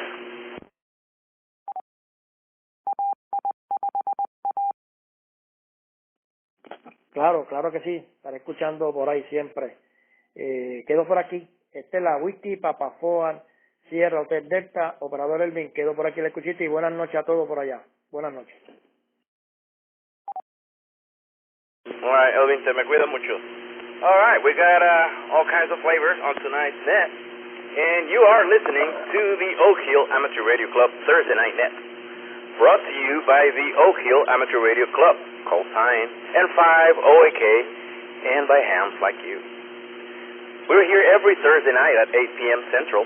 If you're just joining us through the Oak Hill Amateur Radio Club repeater system and wish to participate, be sure your tone is set to 114.8. If you're using the University Link repeater system, please set your tone to 97.4. My name is Ernesto, KI5PZN, and I'm your net controller for tonight's net. Anybody else would like to check into tonight's net, please call in with your name and call sign.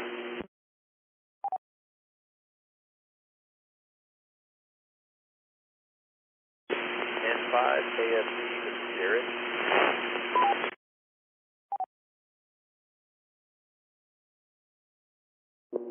This is Whiskey 0 taco, cilantro, onion, Andrew, Southwest Austin. K5 Tango Radio.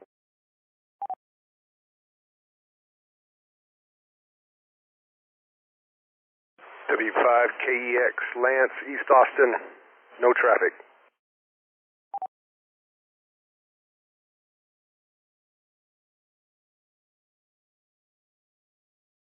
All right.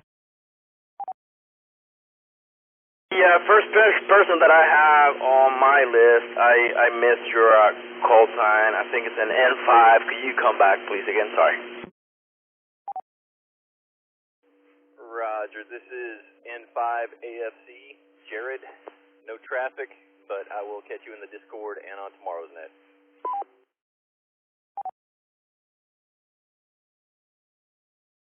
Well, all right, man. Thank you, Jared, and thanks for checking in. And we will talk to you hopefully soon, and we will see you on Saturday if everything works out well.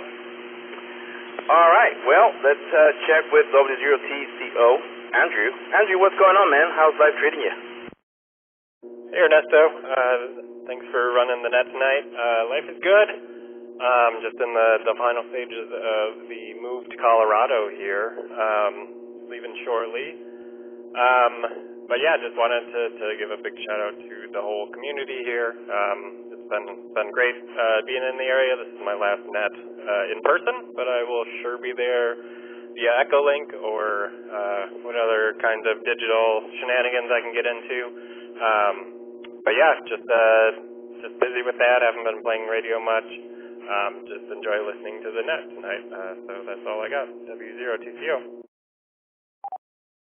Well, right on, man. So, yeah, I was going to ask you if you were doing either an All-Star node or Echolink, but it sounds like you already got that planned. Yeah, man, we would like to continue getting your check-ins from Colorado and getting some news from up there and see what's going on up there while you're doing your thing up there.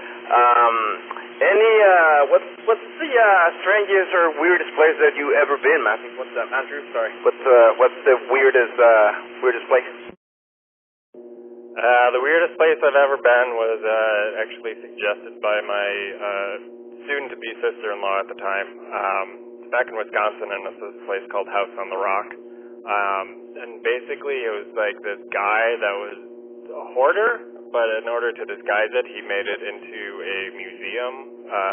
And so there's probably 200,000 square feet of just weird shit, pardon my French, weird stuff just hanging out on display. He has a bunch of doll houses that are really creepy, and he's got a Ferris or merry-go-round and some record. It's the largest indoor merry-go-round or something. It's a really strange place, and it's like IKEA. It takes 12 hours to get through.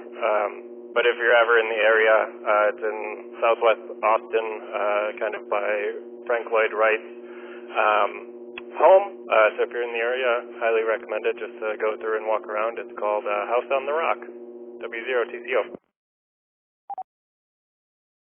Well, that sounds like an interesting place to check out for sure. Did they let you take pictures while you're there? Back to you. That is affirmative. I will have to dig through my phone and find them, and I'll upload them to Discord in the channel, so that everyone can see this weird place. Yeah, man, that would be awesome. For whatever reason, I like those places. They're just interesting, and you find so many weird stuff and stuff that you normally wouldn't see in other places. But yeah, dude, thanks for sharing that.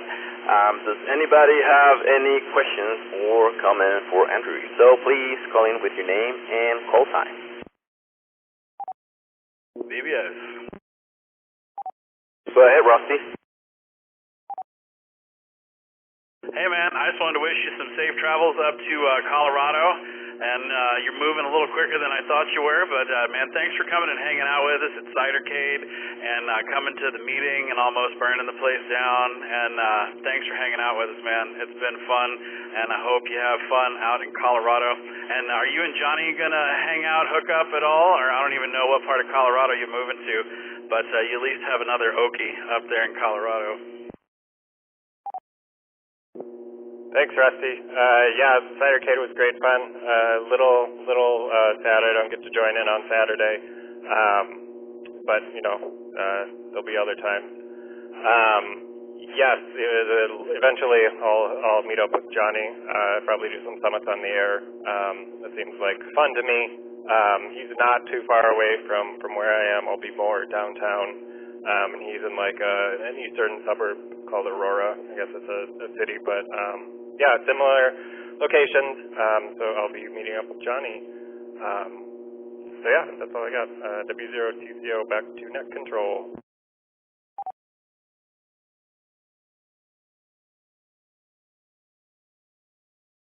Well, dude, sad to see you go, but we know that you're going to stay in touch, and I surely hope that you do not encounter that huge rabbit that Mireya was talking about, because I was up there in Colorado, and I have to spend some time poking the living heck out of that thing.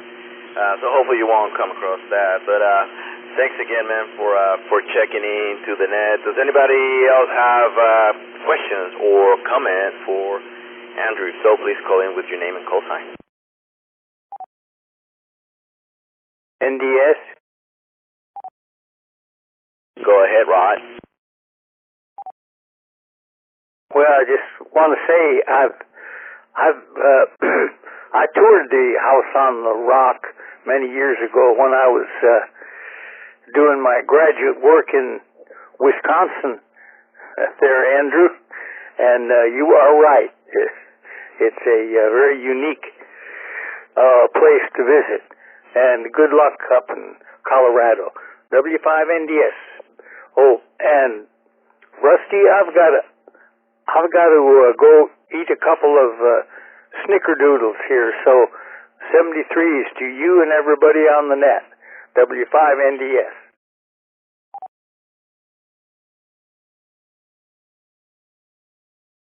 I'm on my way, Rod. Anybody else have a comment, please call in with your name and call sign.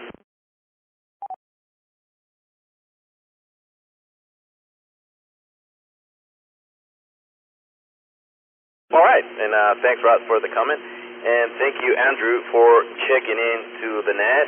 And we would like to, guys, like I said, to stay in touch with you while you're in Colorado. And thanks again for checking into the net, man. All right, we're going to check now with K5TR. George, what's going on, man? How's life treating you?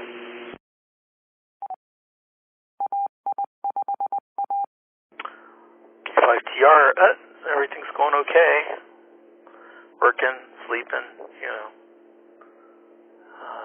not much else going on.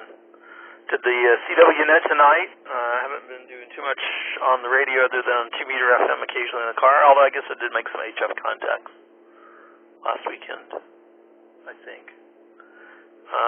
Anyway, been listening to 20-meter CW a little bit tonight, but mainly I've been listening to the net here. So that's about it. Good to hear everybody. KI5PZN and the net, K5TR. Well, right on, George. That sounds, is the reason why you're not doing a lot of radio, is it because you're busy with work, or just taking a little break, or just taking it easier? Back to you. Oh, mainly I've just been busy doing all kinds of other things. I mean, like I said, I've been getting on 2 meters in the car a little bit, and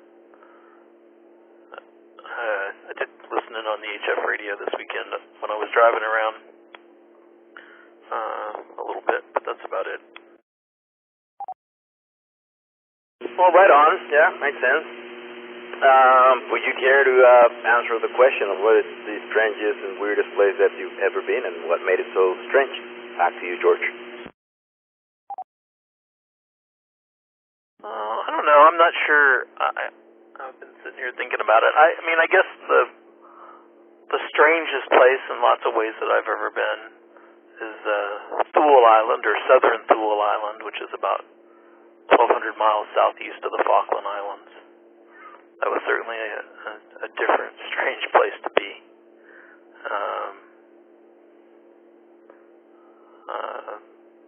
But that's about it, I guess.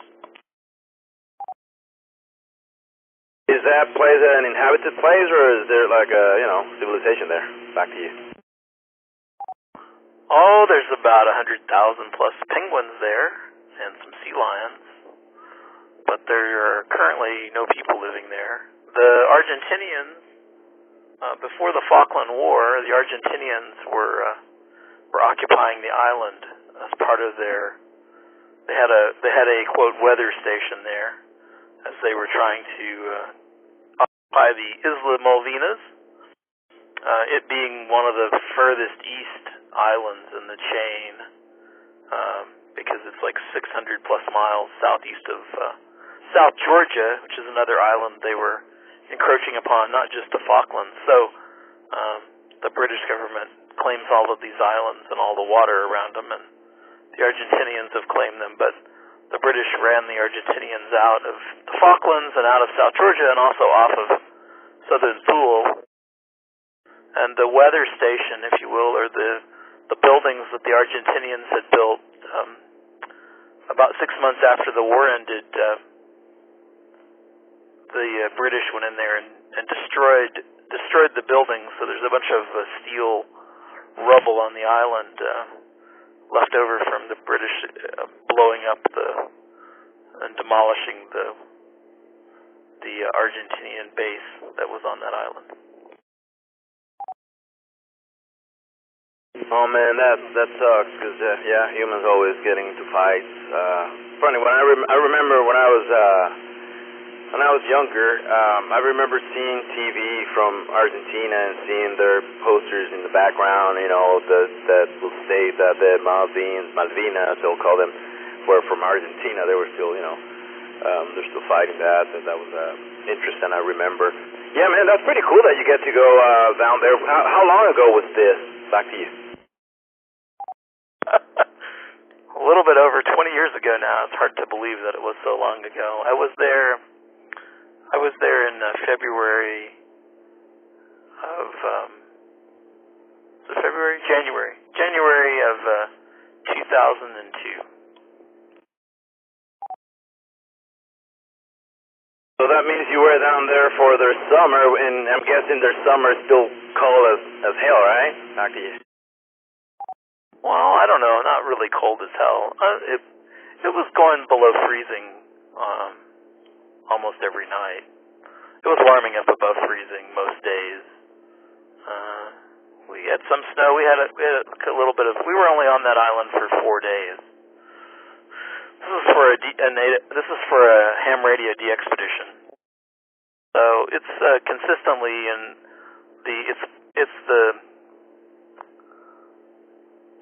it's part of the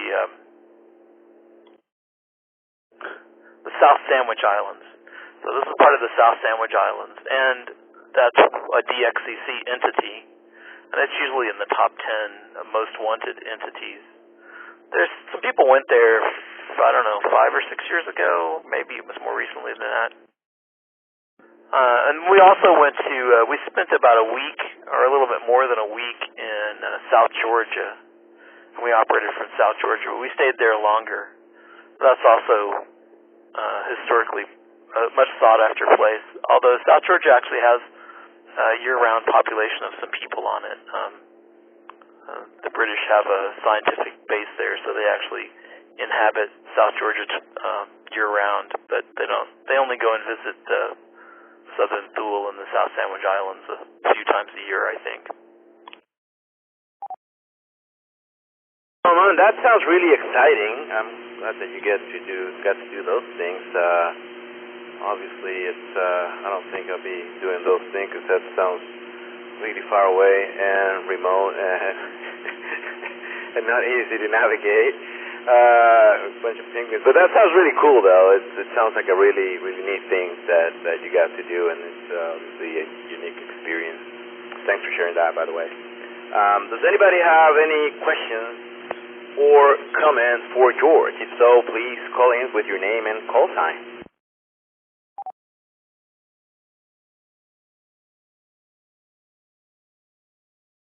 All right. Well, thanks again for checking in, man. Before I let you go, do you have anything else for the net? Back to you. Oh, I don't have anything else. They're actually, I think I've mentioned this before. I've mentioned it to different people. I think I've mentioned it on the net one time. They're actually two professionally made videos of the trip that I went on. One of them covers the Southern Pool, and the other one covers South Georgia. And they're available on online. They're not on YouTube. They're on Vimeo or something. I could find the links and drop them here in the channel. Anyway, 73K5TR.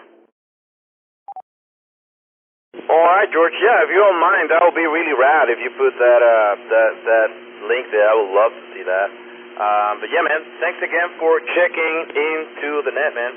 It's always nice talking to you, and we will talk to you soon.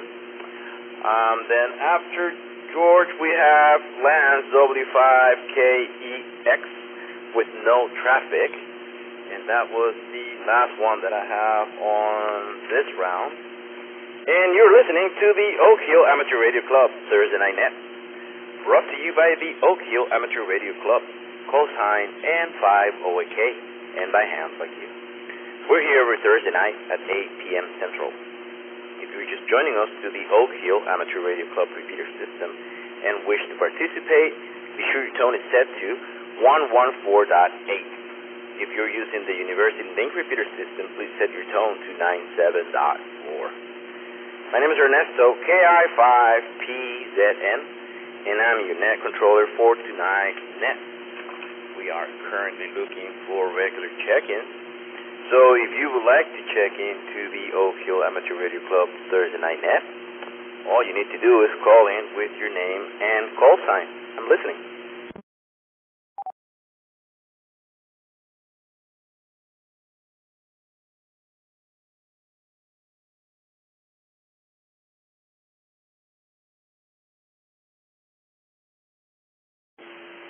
Well, all right.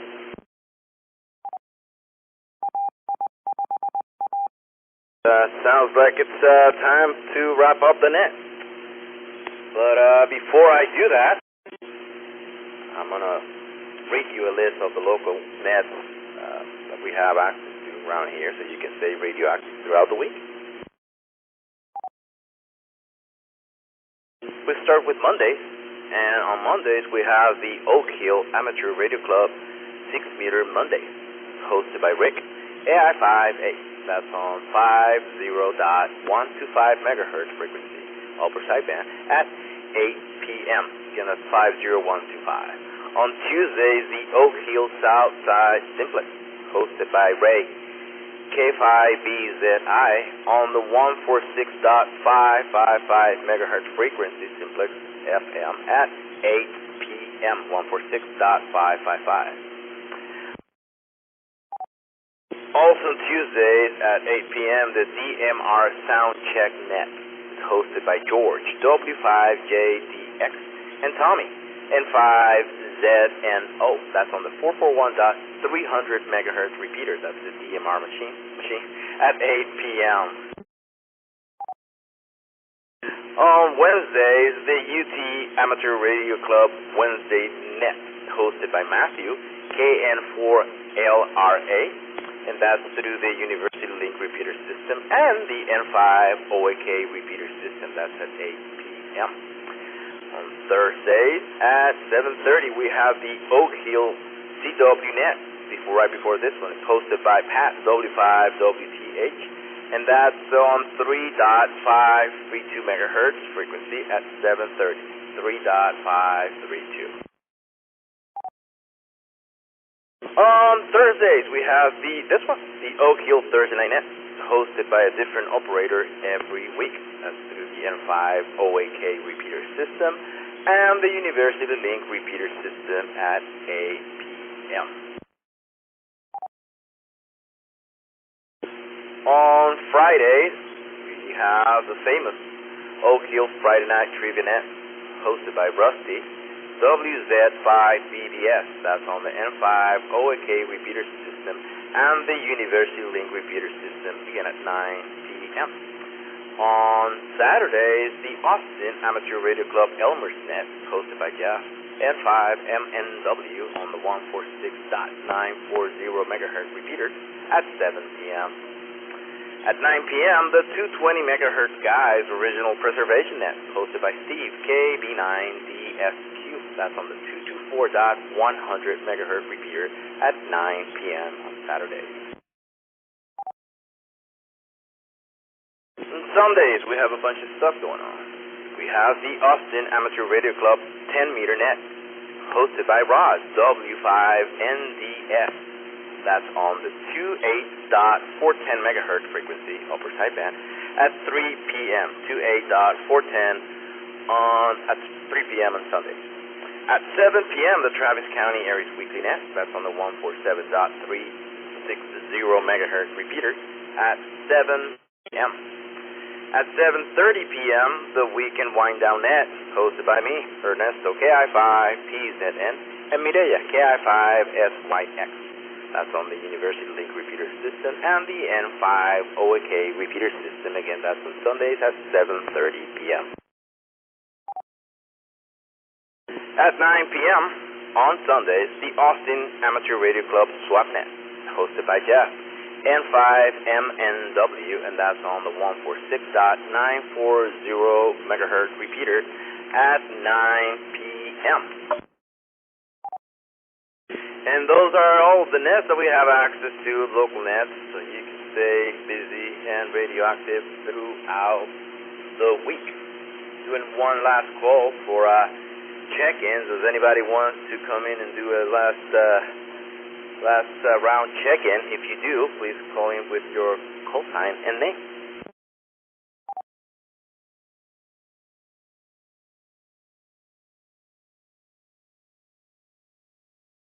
All right. Well, thank you for joining us for the Oak Hill Amateur Radio Club Thursday Night Net, a service of the Oak Hill Amateur Radio Club, call sign N5OAK. We're here every Thursday night at 8 p.m. Central.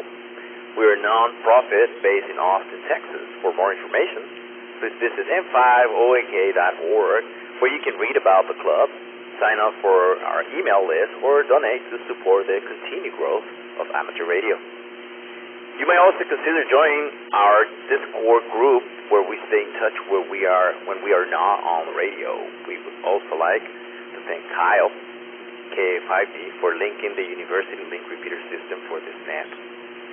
I'm Ernesto, KI5PZN, and from my QTH here in East Austin, Texas, 73, and thanks again for hanging out with us tonight.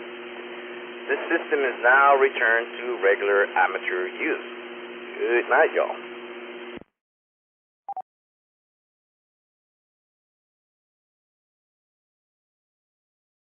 Great net, Ernesto. We'll see you tomorrow for the trivia net. WZ5BBS. Thank you, dude. Yeah, man, I forgot to mention that at the very end. Don't forget, if you guys are still listening, tomorrow night at 9 p.m., the trivia net. It's always fun, so check it out.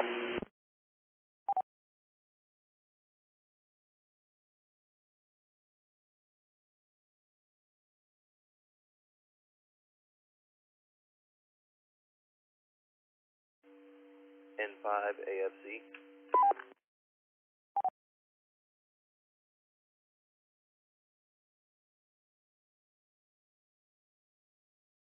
What's going on, Jarrett? Hey, just wanted to get a good check here. I just set up this new J-pole I got, and I'm hitting you from that right now on the big dog at UT. Could not get the 775 tonight, and I was just barely reaching on the 320.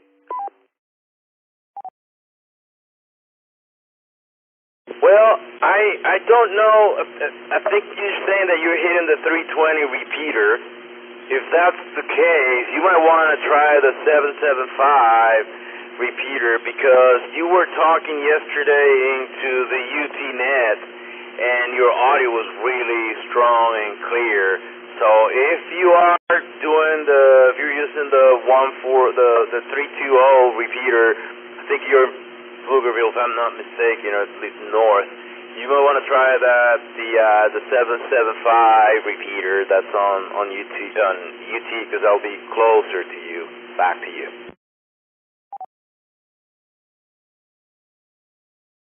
All right, you got part of the message, but I'm going to switch antennas.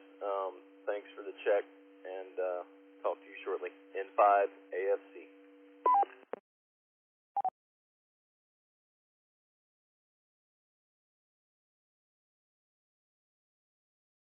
Yeah, right on, man. I think you do a lot better when you hit the repeaters of the UT, and that's the 775 and the 325. So for the nets, I think those are your guys. I'll talk to you soon, man. Scap IPZN.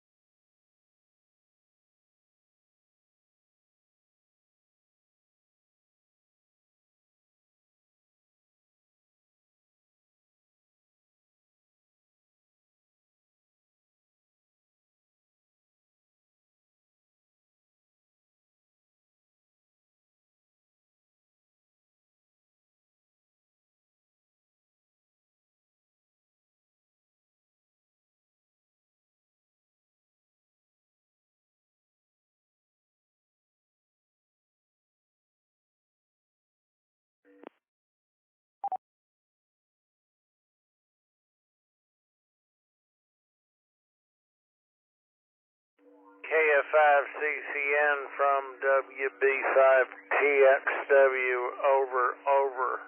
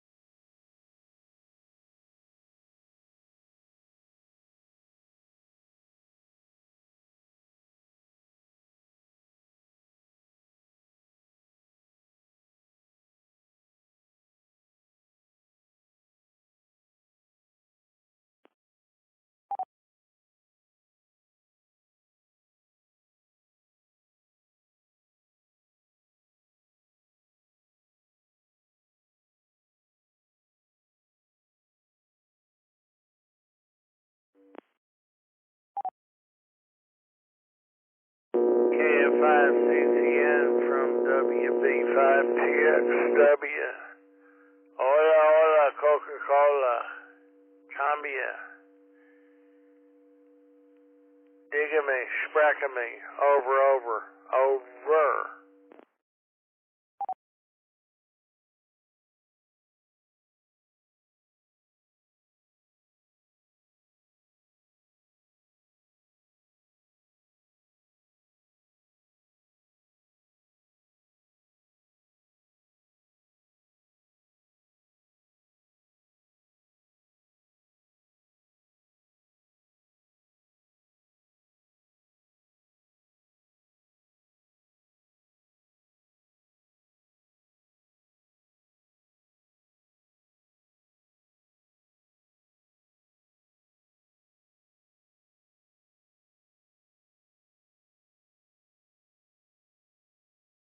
CQ, is there any life on this repeater from WB5TXW? Over.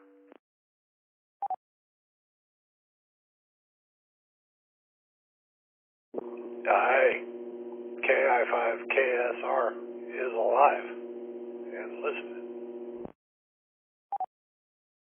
Hello, KI5KSR from Woolly Bully 5 Tango X-Ray Whiskey George here in Crestview, about 74 blocks north of the river. How do you do? Over.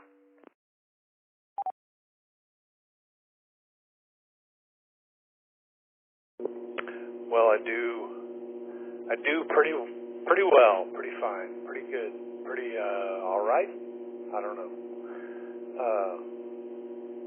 I've been listening to the radio tonight for the first time in a while. I was out in the woods sort of earlier, and I brought a little Baofeng handheld with me, and I was listening to the Oak Hill Club net from out in the woods of Bastrop, and was really enjoying it. And I got home and I turned my radio on here, and I heard you, so here we are. There you go. Very good. Well, hello. Pleased to make your acquaintance. My name is George. I've been a ham here in Austin since 1976. I didn't hear the net on UHF and VHF. I was mostly I get on HF, but you've got a good signal here. I'm up here in the Crestview neighborhood, of course, listening to you on the UT repeater. See you out there in Bastrop, as we say, the strop. Over.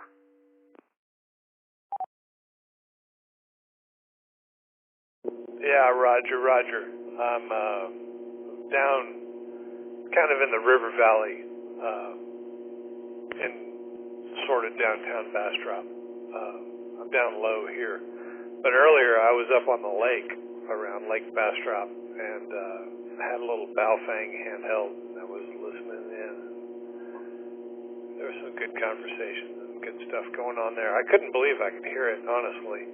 I usually can't pick up anything on an HT up there, but this evening it was coming in great, and it was a beautiful sky, beautiful sunset, beautiful moon.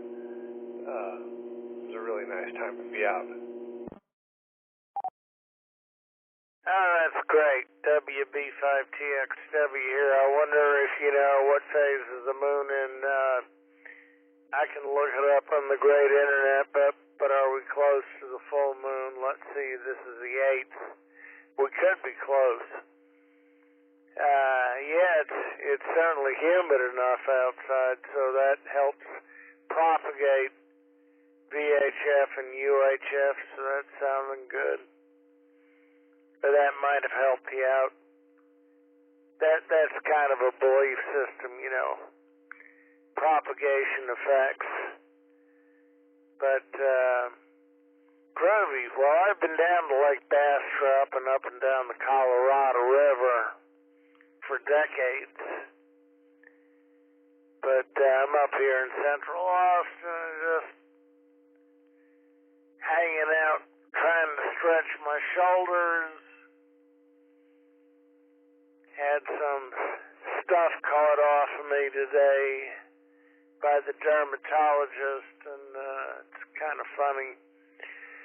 The shoulder that had the cutting isn't stiff. That's the left one. The right one is, so who knows, over.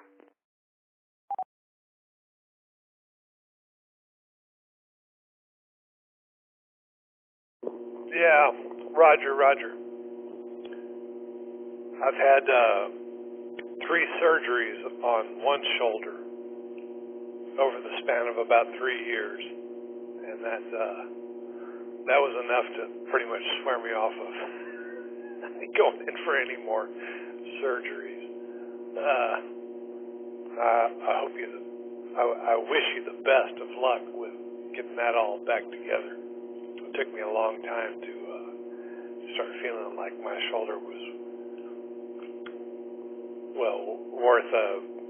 worth something anymore.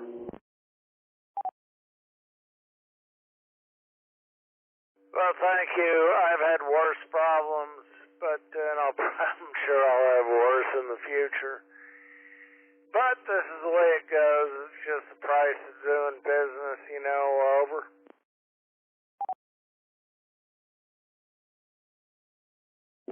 Yeah, Roger. We all got to pay that price one way or another. We all got to pay that price. Getting older and the way things go. Sometimes the doctor's ideas they can be they can be tougher than just getting through. Yeah. Well, I'll rely on my doctor's education and experience. That's the way it goes. So anyway, I was on HF for a while. I like to get on 75 meters, 39.16 in the evenings for the great trivia net. You get an HF, what do you do down there? You got a pretty good signal here into the repeater. Over.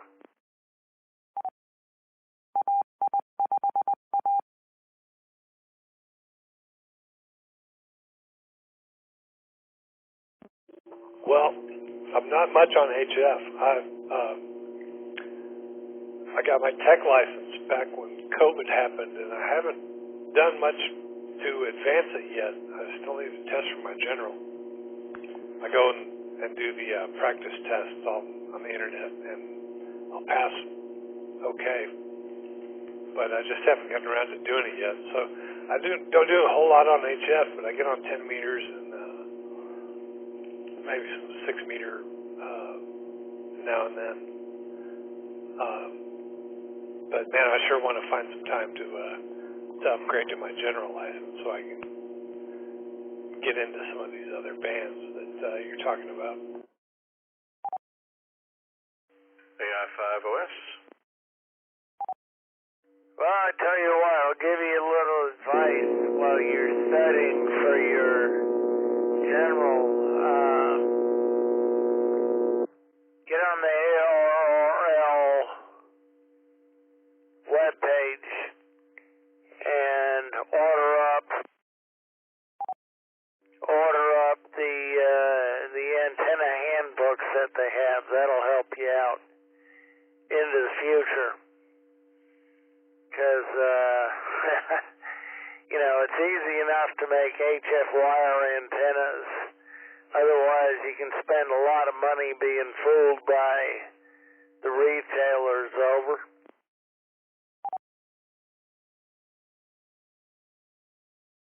Yeah, Yeah, Roger, Roger.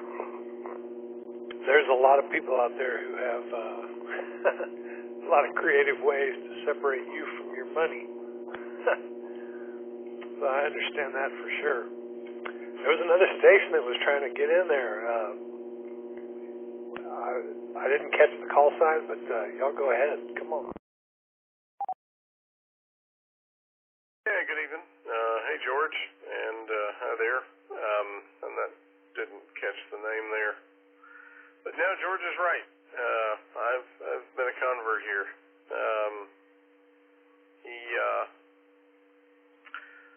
There is nothing like being able to have your own antenna set up here and just kind of go for it.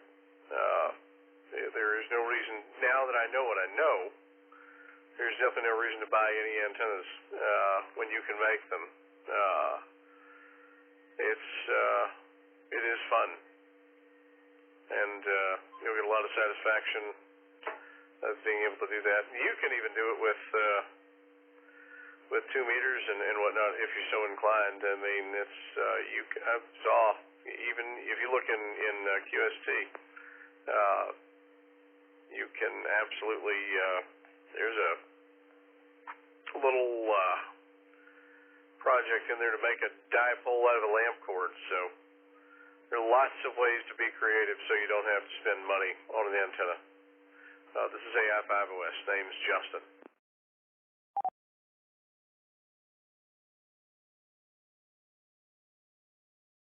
Hey, Justin. This is Steve over here in Bastrop. Good to hear from you again. It's been a while. We've spoken in the past. But I 100% agree. I've built a few antennas, a couple of J-poles, and one wire antenna, and I've been amazed at,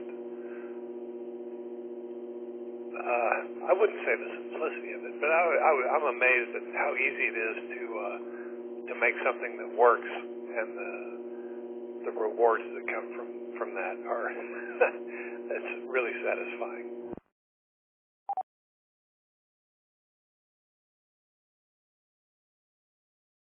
Oh, you're absolutely right. Yeah, I'm in the process of trying to get a loop up here. I know I've got wire, I've got paracord, I've got ladder line, and I'm just kind of, it's more of a, I want to get some way to, like to get a little help, maybe just surveying it to go, okay, here's where the best place to put this, to fit this thing in where you are. I've got the wire cut. I'm going to do this thing about 300 feet, I think, and do all that. It's just a matter of getting it up and getting it sported and getting it surveyed, and just to make sure that where I think this should go will work. So, yeah, this will be fun. And I didn't get your call there, by the way, Steve. Good to talk to you again.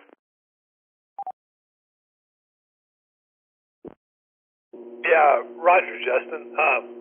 My name is Steve. I'm in Bastrop. The call sign is Kilo India 5, Kilo Sierra Romeo. And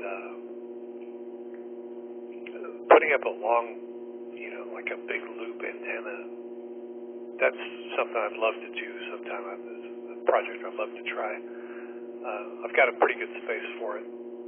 I could probably pretty much hang it from trees around here in this downtown space, but I'm kind of down low by the river, so it's always interesting to see what different antennas do when you put them up around here. Absolutely, that's true. Most definitely. It is really interesting indeed. Go ahead, George. I don't want to leave you out of here. I am listening.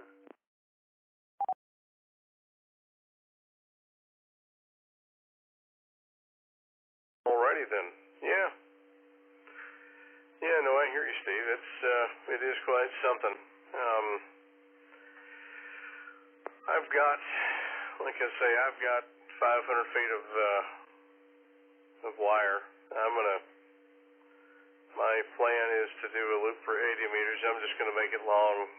That way I can always tune it up and just feed it with ladder line. Then it's just a matter of I need to figure out where the supports go. I mean, I have one idea for the tree, for the apex of it. I have a big 45-foot tree, and then to get the rest of it supported. I think I know where I want the supports to go. And then just to get the ladder line fed from the corner into my shack. So I need to kind of get out there and get that done. I may try to do that this weekend.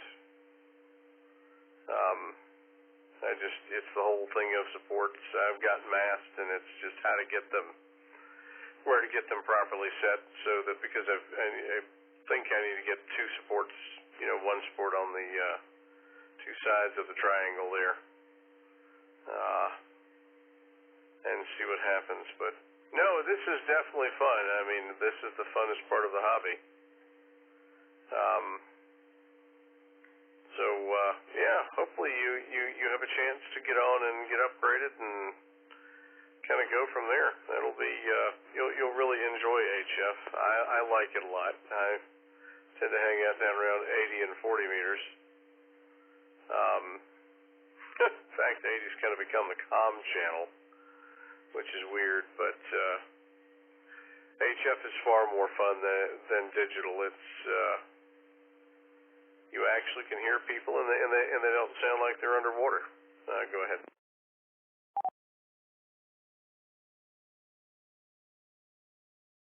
Yeah, I understand that. Digital is not terribly interesting to me. I appreciate many aspects of it. The electronics, the engineering, everything that goes into making this happen is astonishing. But for me, the magic of radio is actual antenna to antenna communications.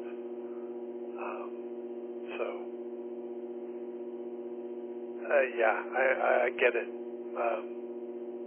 I look forward to digging more into it in the future. Absolutely, that's for sure.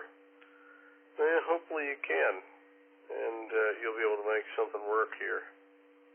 Most definitely.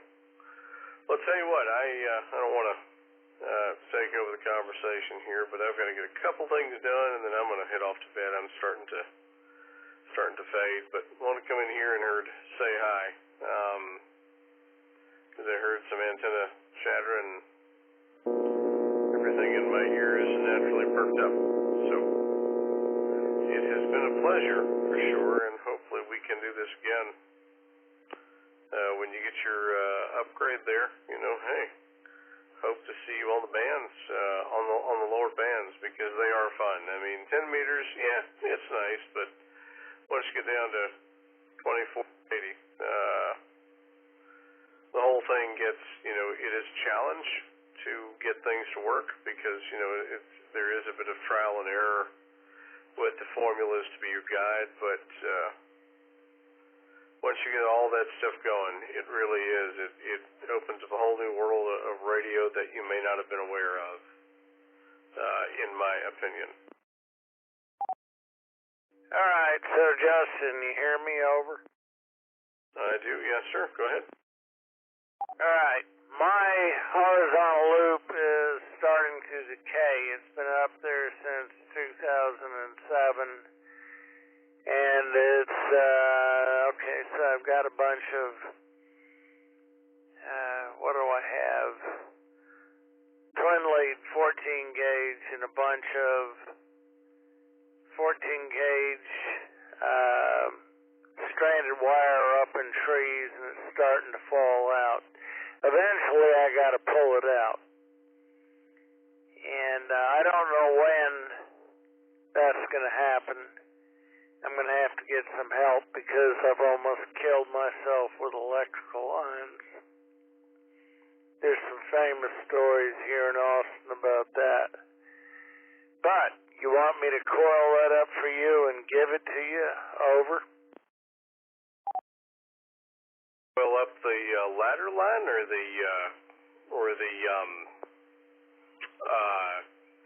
the other stuff? Both. The ladder line and the 14 gauge stranded.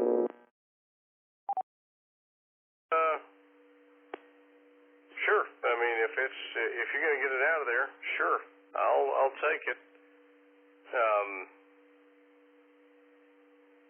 I mean, if it'll put it to more use, but isn't it? You've said it's decaying. Is it not? A lot of its conductive properties are all messed up, right? I doubt it. What that means is it's just falling out of the trees. So you know the antenna I'm using now, and this is just stuff from the last antenna. And eventually I got to pull the old stuff out and do something with it. And rather than throw it away, I'd rather give it to somebody who could use it. The price of wire is not as cheap as it was when I was a child. Over. Yeah, roger that. I got, 500 feet of ladder line, or 500 feet of THHN is, that I've got here is, that was not cheap. Alright, so what'd you buy? You bought a 500-foot reel of wire, what, 14 gauge black insulator stranded maybe from Lowe's or Home Depot? How much? Bought 500 feet of 12 gauge THHN black insulated from Lowe's. Yeah, it was like $80. It's not terrible, but you didn't need 12. You could have got away. You want to run 1,500 watts, you could use 16 gauge. Over. Oh, okay. Yeah, I wanted to have the ability to run legal limit. So, okay. Well, I got 12 gauge here, so I guess that's what'll be used, because if I don't use it for that, I've just got 500 feet of wire sitting here. Yeah, well, I know how it is with paperwork. If you've got the receipts, or even if you don't, if you got the sack of Cayman, I'd go back there and try to get. You'd get by. You could run 1,500 watts with 16 gauge, so that'd save you a few bucks. And also the problem is, the heavier the gauge wire, the heavier it is to support up in the sky. Over. Gotcha. So can you run 1,500 watts? What if I would have gotten like 18, what if I would have gotten, I'm just thinking 18 gauge polystealth at copper clad insulated wire? Alright, I don't know what you'll have to explain that to me slower, what poly something wire is. Over. Oh, it's single strand insulated copper clad steel wire. It's like the stuff you might buy from it basically is essentially the equivalent of using copper or insulated copper coated speaker wire. It is about that thickness, if that helps. Yeah, I get that. That's interesting. Okay, because the speaker wire I have is solid copper, stranded as far as I know. I come from a different age. It'll probably work. One thing you have to understand, Justin, is when you look at the needle for sideband, alright, least. If you're running straight AM, it's going to be boing all the way to the, let's see, is that to the right or the left? I don't know. I don't watch meters either. All the way to the right. And it'll stay there. So that's 100% duty cycle. Okay. If you're running sideband, the needle kind of bounces up and down, which means you're not running 100%, which means if you're not running straight AM, you don't need a lot of metal in the sky because, it's not going to be necessary, over. No, I get it. I mean, it's going to, it's going to be dependent on your voice speaks. That does make sense. I get that part of it there. Go ahead. So I've known guys who have run 16-gauge stranded copper for loops and dipoles and so forth and so on, and it works great. I think right now that's what I'm working, and you've heard me, well, I blow about 500 watts with the solid state gear and maybe about 600 watts with the tube gear. I'd really tell you to be more worried about presenting good audio as opposed to power, because any idiot with a lot of money can blow power, over. Yeah, no, I'm confident in my audio. I think I've got a setup here where I've got good audio on HF. I'm just thinking in terms of, because I've got this Kenwood TL922 here, and I've got that all ironed out, and it works nice. But I'm thinking in terms of, okay, I get this loop up, and that's a really good idea. I mean, you've given me a good idea, by the way. I could take that and use that. I didn't realize I could use such nimble wire to make a loop. But that would make my life a lot easier, for sure, if I could use, 16-gauge wire. Oh yeah, I'm pretty sure that would work, but you've got what you've got right now. As we say, you do with what you have. From what I've heard with you, and I can never figure out if it's ground wave or skip, but you do have good audio with your radios on HF, so that's not a problem. The problem is, what do you want to do with your RF? And I would only say to you, don't worry about spending a lot of money real quick, because what I've heard, and from who I've heard you talking to, you're not doing too bad at all, over. No, I'm not doing too bad at all. I don't want to spend a whole bunch of, good Lord, no. I don't want to spend a whole bunch of money. I'm like, dude, what I want to do is get a good antenna up here. I've got this infed. This infed works great. I can't say, for what it is, it works wonderful. This Kenwood TL922 is a great amp. It works and does wonderful. No issues there. So I don't need to go spending a whole bunch of money on stuff. What I just want to do is go through and just get up another good multi-band antenna like a loop, because I've got that Dentron tuner. I've also got a Heathkit tuner that will tune it.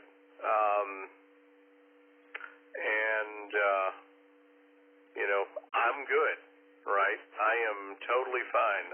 It's just a matter of getting this loop put up and getting it supported properly. That is my goal. I've got, some lateral line to feed it with, so that is my ultimate goal. Yeah, by the way, Justin, you do know the difference between what a dipole, a loop, and a vertical is going to do for you. And by the way, since I never throw a damn thing away, I'll save all this wire if I ever get it out of the trees. And if you want it, you can have it unless I give it away first. Over. Okay, sure. Yeah, that's fine. No, for me, it's now just I know what I want to do. And yeah, I know what a dipole and a loop will do. Absolutely. It's just a matter of getting it up, getting it supported in the right areas, and getting it formed, right? So that's the goal. Well, trust me, lad, but what you're doing, you're not doing bad with. Do you ever get on 20 meters and talk to anybody? Over? Yeah, I get on 20. I get on 20 and talk to them, and I've got my way that my antenna currently works is it favors the east and the west quite well. All right. I might almost advise you not to spend too much energy on changing anything or tearing anything down that you already have up, because you know the old saying, if it works, don't fix it. Over. Yeah, no. I'm not gonna. I don't intend to tear my infed down because that is a good working antenna. Period. That is a good antenna. It is a good do everything antenna. I know the properties of what a loop does, and I'd like to try one out. Yeah, right. Well, that's always part of the big experiment. What I found is the loop is a horizontally polarized antenna. You're going to pick up less noise, atmospherics, etc. I have one which I need to tear out of the trees. Alright, so what? No particular gain. It's a cloud burner. It's going to throw RF up into the sky. The dipole I have up there, actually I think it receives better and it transmits better than the horizontal loop that I had up there. So I don't know if a horizontal loop will gain too much for you. Over. Gotcha. And it may not. That may, it may not. But I do know, everybody that I've talked to who've had them, they're hearing things I can't hear, and some of that's band conditions, no doubt. But the one thing I do know is that you can take if I cut this loop, let's say to 300 feet, right? I know that, I'm going to end up having to use a tuner on 80 meters. I can always make the loop longer and tune it down. It's always easier to tune up than tune down. But I do know, or I think, from based on what you and other people have told me, if I take that and feed it with lateral line to the back of the tuner, it will end up, because there's no loss on that lateral line until the point where it feeds into the radiating element of the antenna.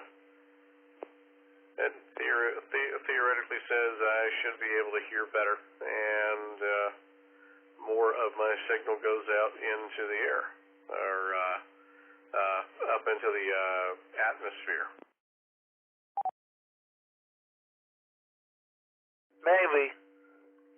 I think that's also believing you have a very good ground, meaning for me, several ground rods also connected up in series and parallel. I'm using the same antenna tuner.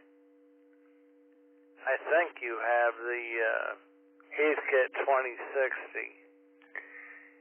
And with my 75-meter dipole with head with 450 twin lead, I can load it up on 6 through 160, which I think is pretty unbelievable. Over.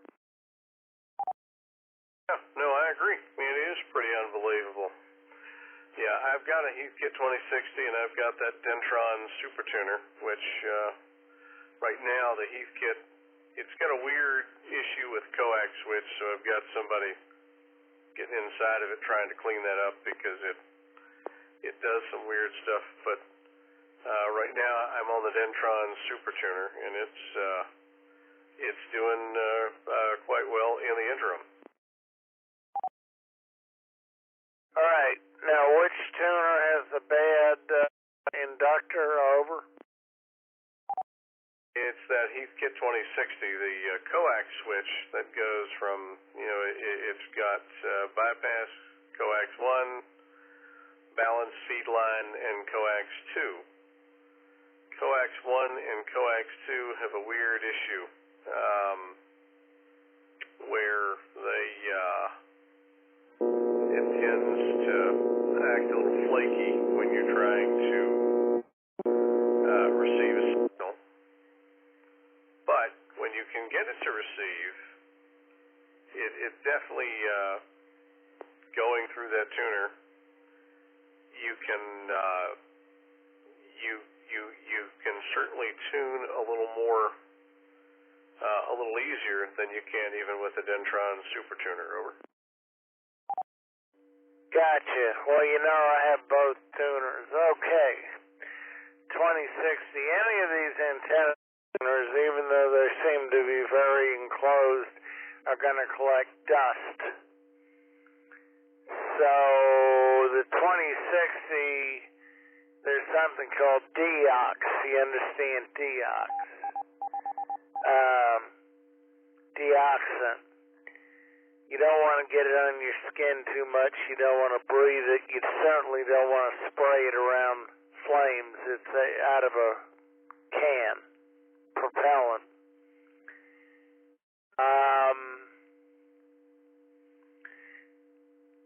That may take somebody to look at it. Over. No, I think somebody's going to have to do that. And I've got somebody looking at that Heathkit tuner that I bought, just so they can get in there and kind of take a look and see what may be happening with the coax switch and the rotor inductor. So yeah, I've heard reference to deox and I've heard reference to deox gold. Over. Right. Well, look around on the great internet and look for deoxidant and see where you can buy it. It's kind of like,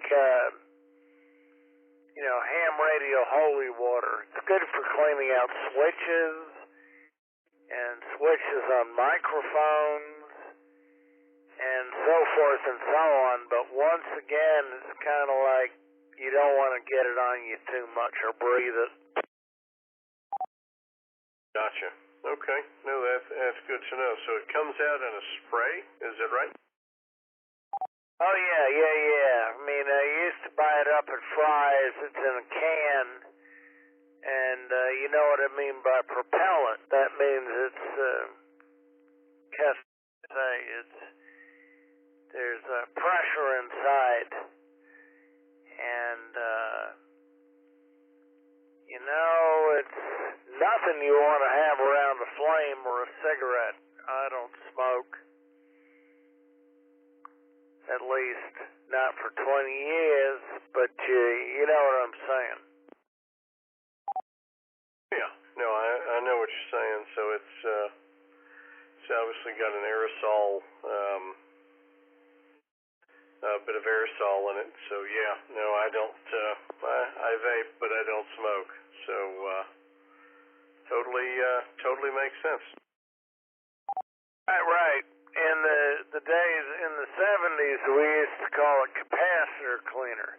TV capacitor cleaner. Imagine that. You probably never seen a TV capacitor in your life.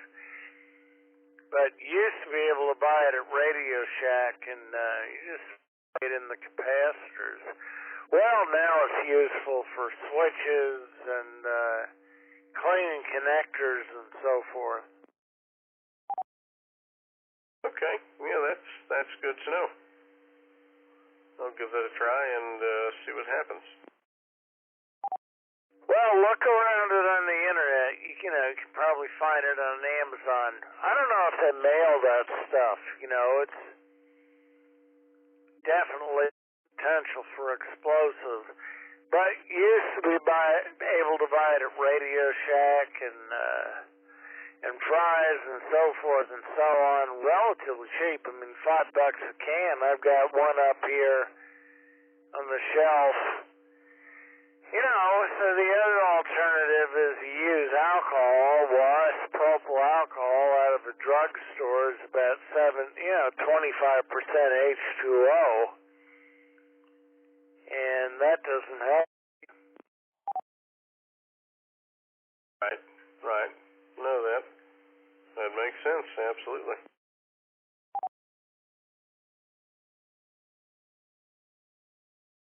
So anyway, heard you on. You're not doing bad with your HF stuff. Let's see.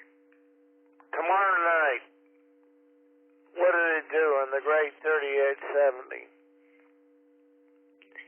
They're going to have a trader's net. I guess that's at 7:30 or is it 7 o'clock? I mean, listen. I think I've always heard you on ground wave. Over. 9 times out of 10 you've heard me on ground wave. I suspect you probably have. Go ahead.